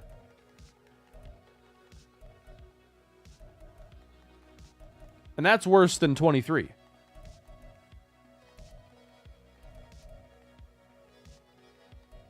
I will say I'm on image quality performance mode. So maybe if I change to the other option. Now, I had people say that if I got out of franchise mode, I might not be able to get back in. So I had it on the image quality performance mode. I'd like to see how it runs in the other setting. But that's a main menu setting, I'm pretty sure. But I guess right off the bat, I would not recommend the image quality performance mode. But I don't know if the other one would fix it. The servers shouldn't really impact anything. I'm an offline franchise. So I should be completely detached from those problems.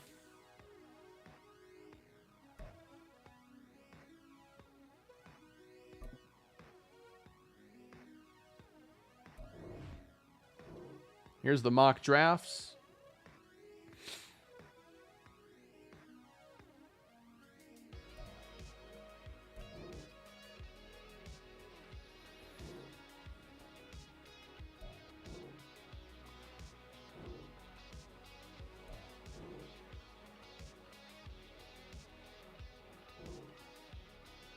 So scouting looks like it did last year.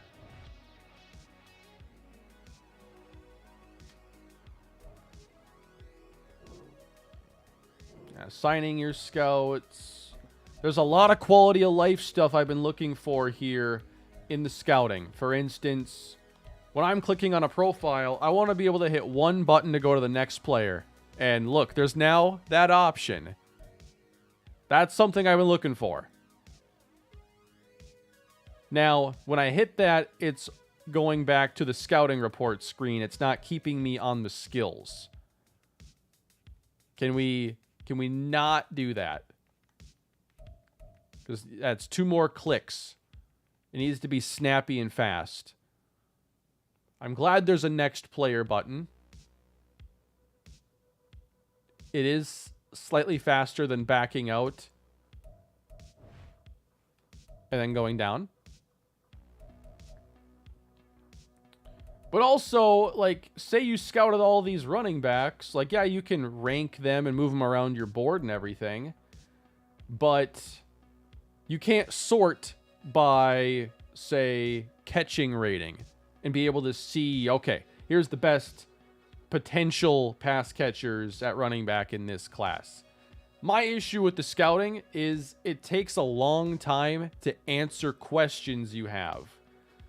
And to look at, 12 receivers and quickly go through and say, all right, here's my favorite guys, because I can sort by grades for deep route running, because that's what I care about this year. So I'm glad there's a next player and previous player toggle here. I wish that it didn't reset to the scouting report page, though, when I switched. Yeah, if scouting had a menu similar to free agency, I would like that.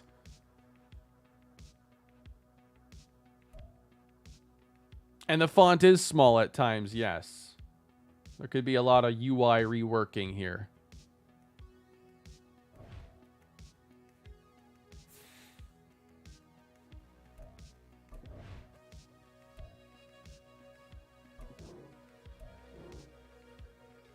Oh yeah, CPU makes in-season trades. We found that out, and they're making far too many, and they're not good ones. We saw Isaiah Simmons get traded for 3 late-round picks and a 64 overall defensive end.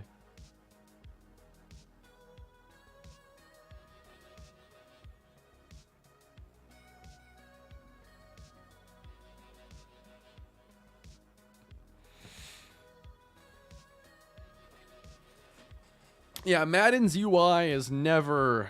It's always felt off, and... You know, sometimes from year to year, they'll change up, like, fonts. Like, now there's a new font for the numbers that I think kind of looks bad. But, like... I'm just not a huge fan of the way they handle interfaces.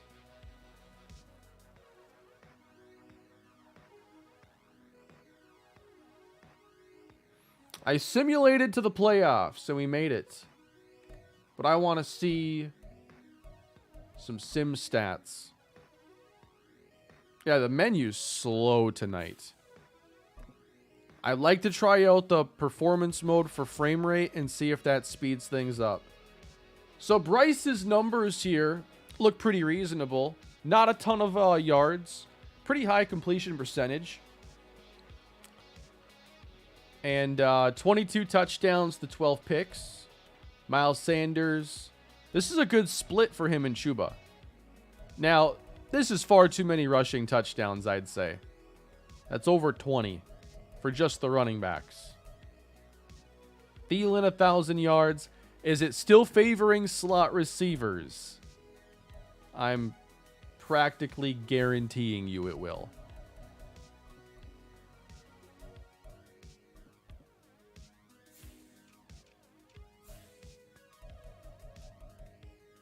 That's a low number of field goal attempts.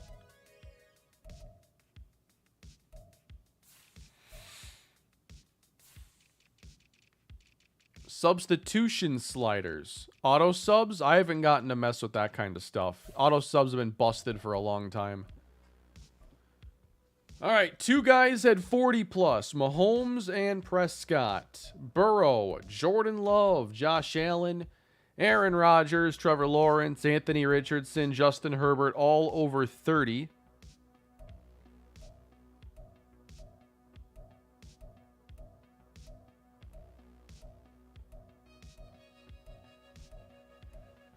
It seems like there's not quite as many in that higher range. So Anthony Richardson had an amazing year, it looks like.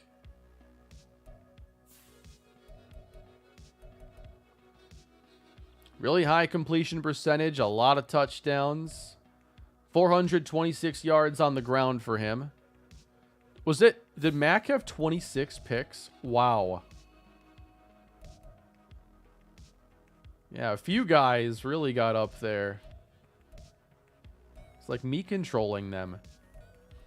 The completion percentages to me seemed really high. 77 for Mahomes would be an NFL record.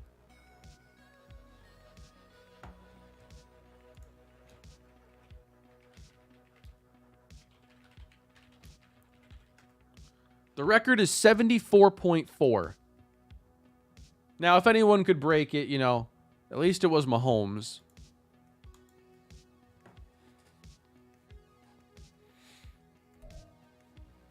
Rushing.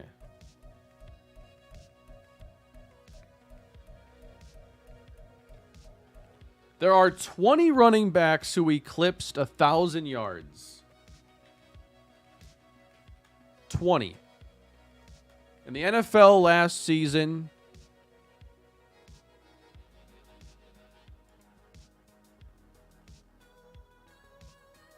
there were 16.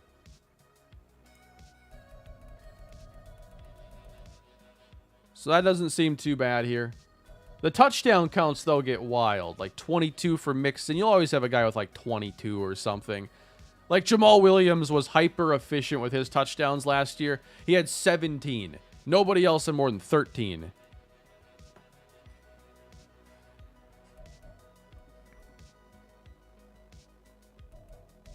Receiving. Kelsey #1. How about that? Just got done watching and commenting on the A's franchise 2 seconds ago. Now watching Madden stream. Love it. Appreciate that, Michael. 24 months as a member. Thank you so much.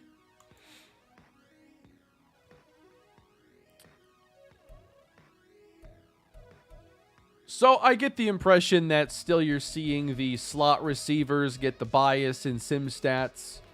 I want to check on McCole Hardman and KJ Osborne specifically.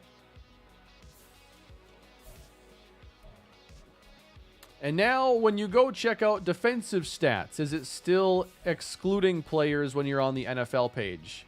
24 there for Von Miller.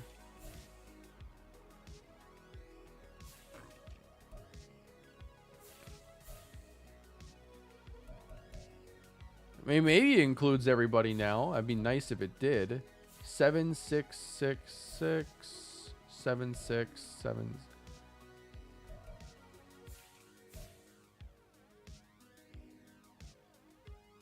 Yeah, it's missing somebody.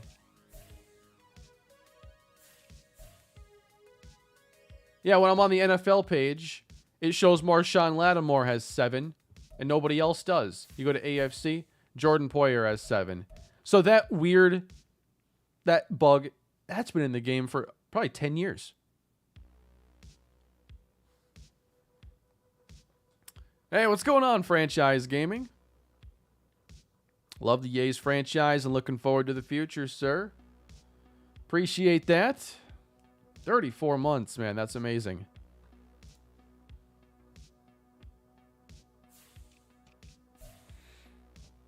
So you still have to go by conference on defense if you want to make sure you got all the players accounted for.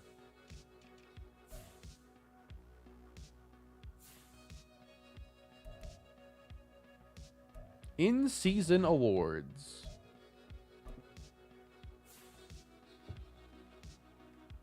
It's all quarterbacks here for MVP.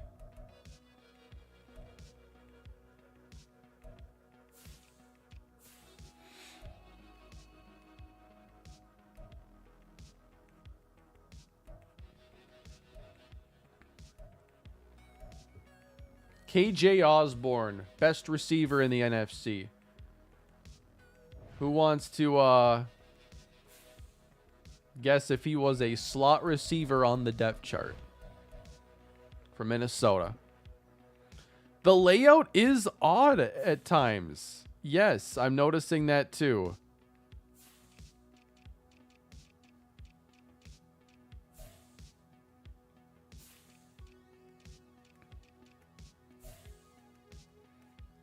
There was never a doubt.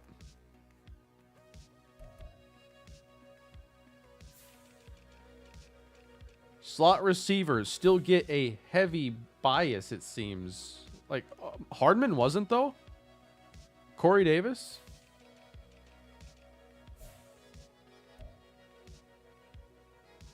Hardman did it like the old-fashioned way. I'm actually shocked by that.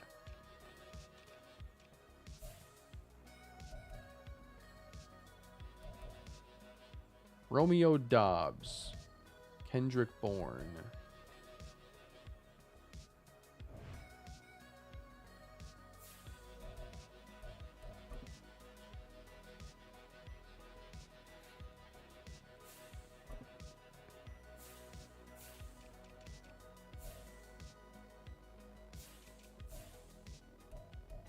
See, Dobbs' numbers here are fine. It's hard to say, too, if these guys were slots all year or not. Like, that would obviously affect some things. But it would be nice if, like, starting slots weren't guaranteed a ton of production.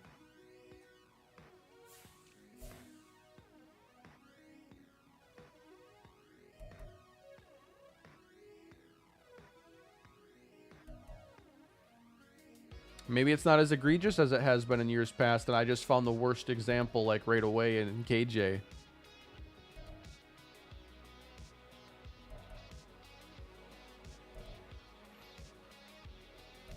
But the yardage leaders and stuff does seem like it's definitely toned down. 13 touchdowns, though, for Osborne.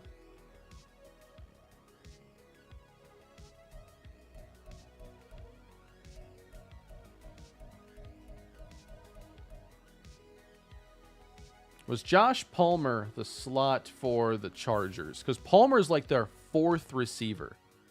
And Keenan Allen should be their slot.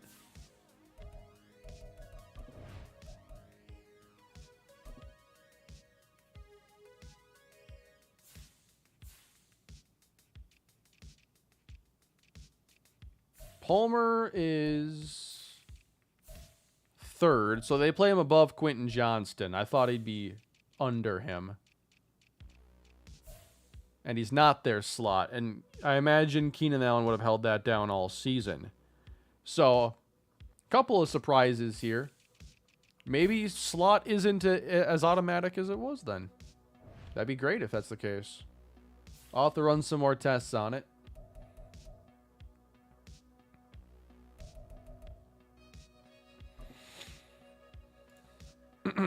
ESPN is in the game, Kane. Check the news section. Is that the only place they're putting their ESPN stuff that they pay to have exclusive access for? Maybe Allen was hurt. It's possible.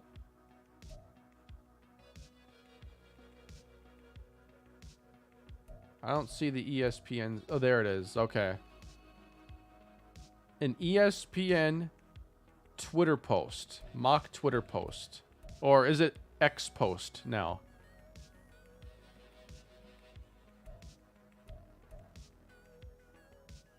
I actually like how they're putting some graphics on that left side. That is kind of cool. More stuff like that would be very welcome. Place on injured reserve, the passing leaders. That's cool. I like that.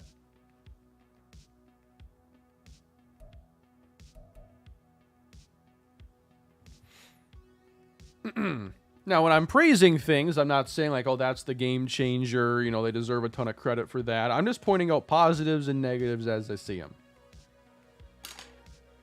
If you look too much into what I'm saying, that's on you, not me. I'm old as hell. I'm not arguing with you about it.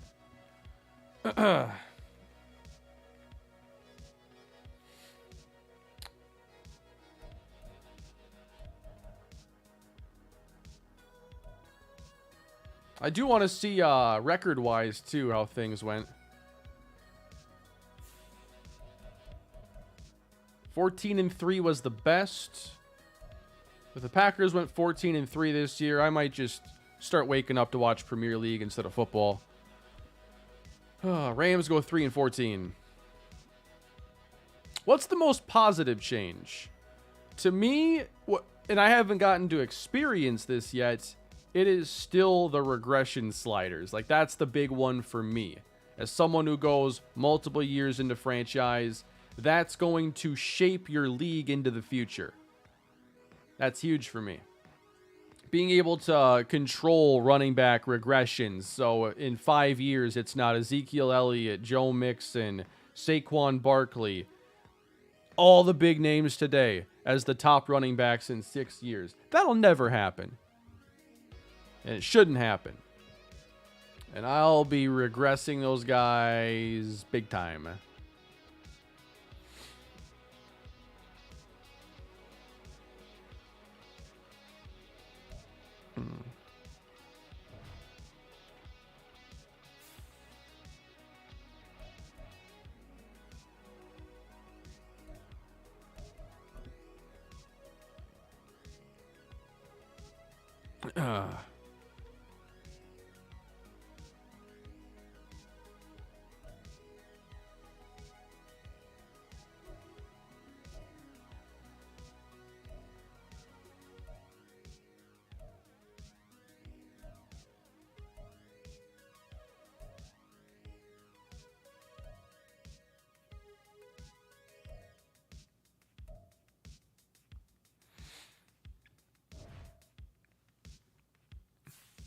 Hopefully the CPU takes regression into account and doesn't give out 4-year deals to 32-year-old receivers.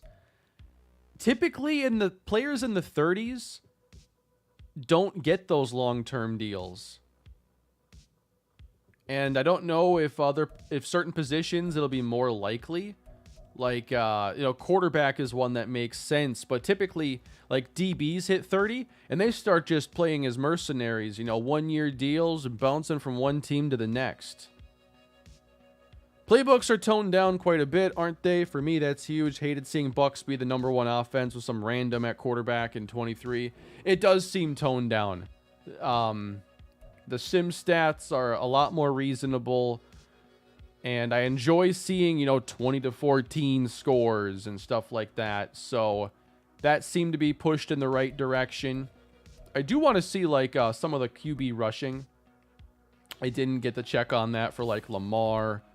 We saw it for Anthony Richardson.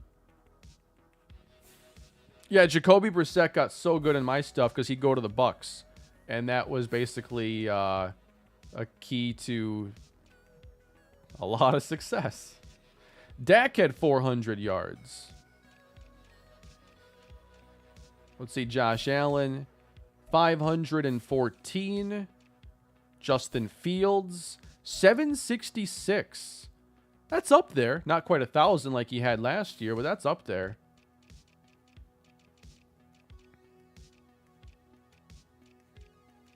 And Lamar Jackson, 836. So pretty good, like, quarterback rushing numbers. I just would have expected Anthony Richardson's to be a bit different, but there's also probably some things with the schemes that steer things in a certain way. He had an outstanding passing season, 34 touchdowns.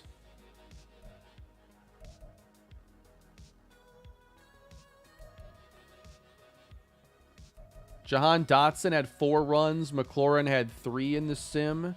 So some receiver runs being mixed in there.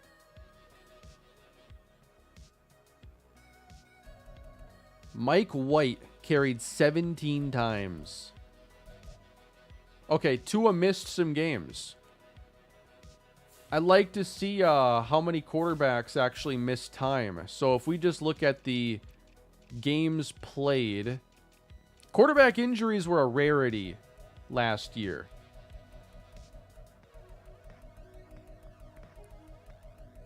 And it looks like the vast majority played all games. Goff missed 1 game. Wentz missed 3. Tua missed 5. Hurts missed 7. Tannehill missed 8. Stetson Bennett missed a couple. Stafford only played 2. What was his injury? Rotator cuff.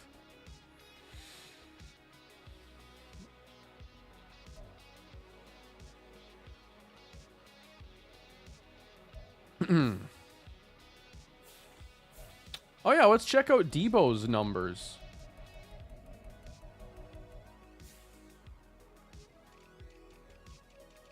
Just to see if he's getting any hybrid usage.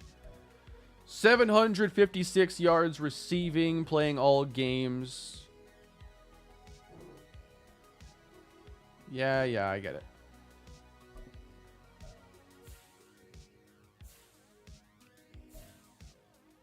They're not running Debo a lot in the sim.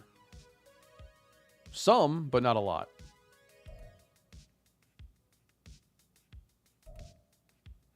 And that's not a ton of production for playing every game.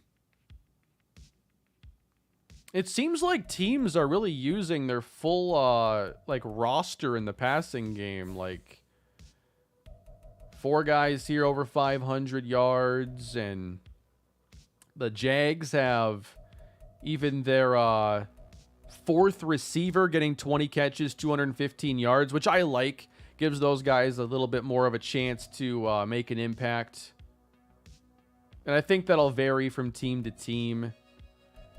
A couple running backs being used here in the passing game in Detroit. Packers had 4 receivers over 400 yards. Yeah, so overall, I feel pretty good about the sim stats right now. I feel like it's improved at least.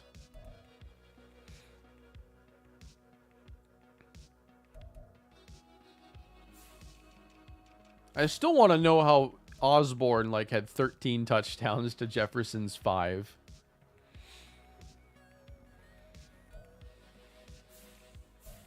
Yeah, we can check on more of the trades for sure.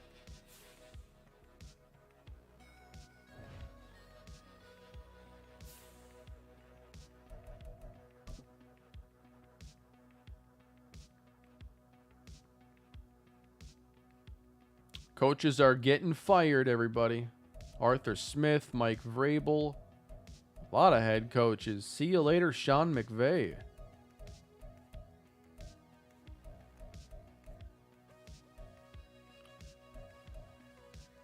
And we're seeing the firings happen here, just like in real life, you know, basically right after their season's end.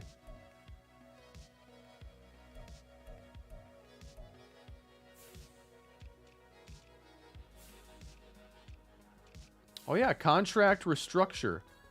The Raiders restructured Daniel Carlson's contract to create some cap space. I'd love to ask him why. No in-season retirements and trades. Jonathan Grenard for Austin Johnson, a 6 and a 7.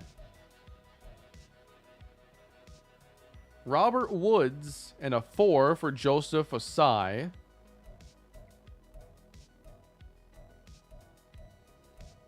Yeah, these random trades pop up far too often. It's not so much, you know, a team is a buyer, a team is a seller. It's just really odd swaps is the best way to put it. No major players, really. But still, teams just kind of trading for the sake of trading. There'll be more stuff for me to play around with tomorrow. Off-season contract restructures and maybe start to get into some actual testing.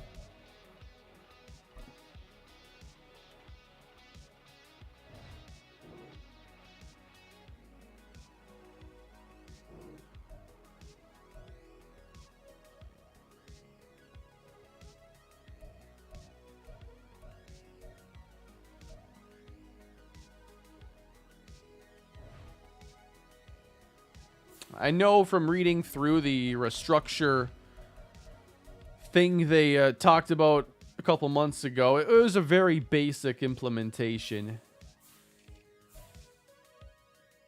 Let's see if I can do one right now. I'm not sure exactly where or when you can do it. I haven't seen it yet.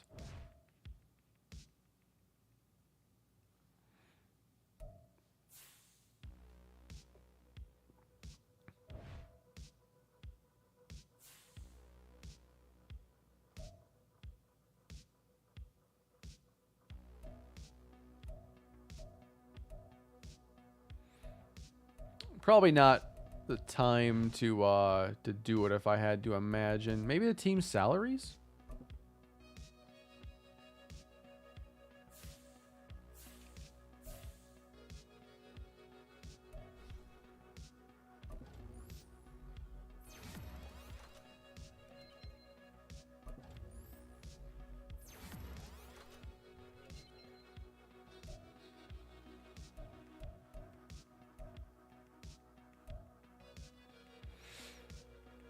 And maybe I just can't do it at this time of year. This would be a weird time to do a contract restructure anyway. I'm just trying to take a look at what they let you do is all.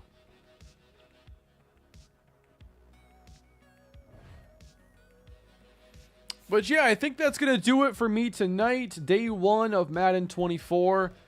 You know, it's about what I expected. You know, nothing feels like a dramatic change. There are some small things I like, some small things I'm confused by. But, you know, I always end up finding a way to have a good time in franchise because I just love the mode. Just being able to go through multiple years with teams, you know, even in a subpar franchise mode, I end up having a good time.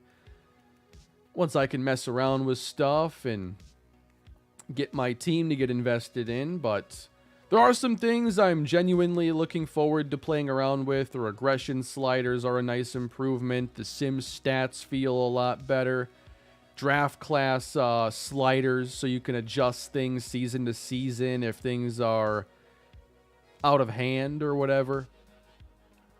You know, a lot of the same complaints still. Menus slow, not optimized. The scouting, you know, I feel like there's a lot of menus that can make that process a lot faster, a lot more enjoyable, and not so time consuming. It's Madden, though. If you don't know what you're getting into, you must be new around here. I'm seeing a lot of people who can only get into play now. There's probably issues with the game tonight, and you know, games got rocky launches these days. Except for Baldur's Gate 3. Everybody loves that game. I've never played.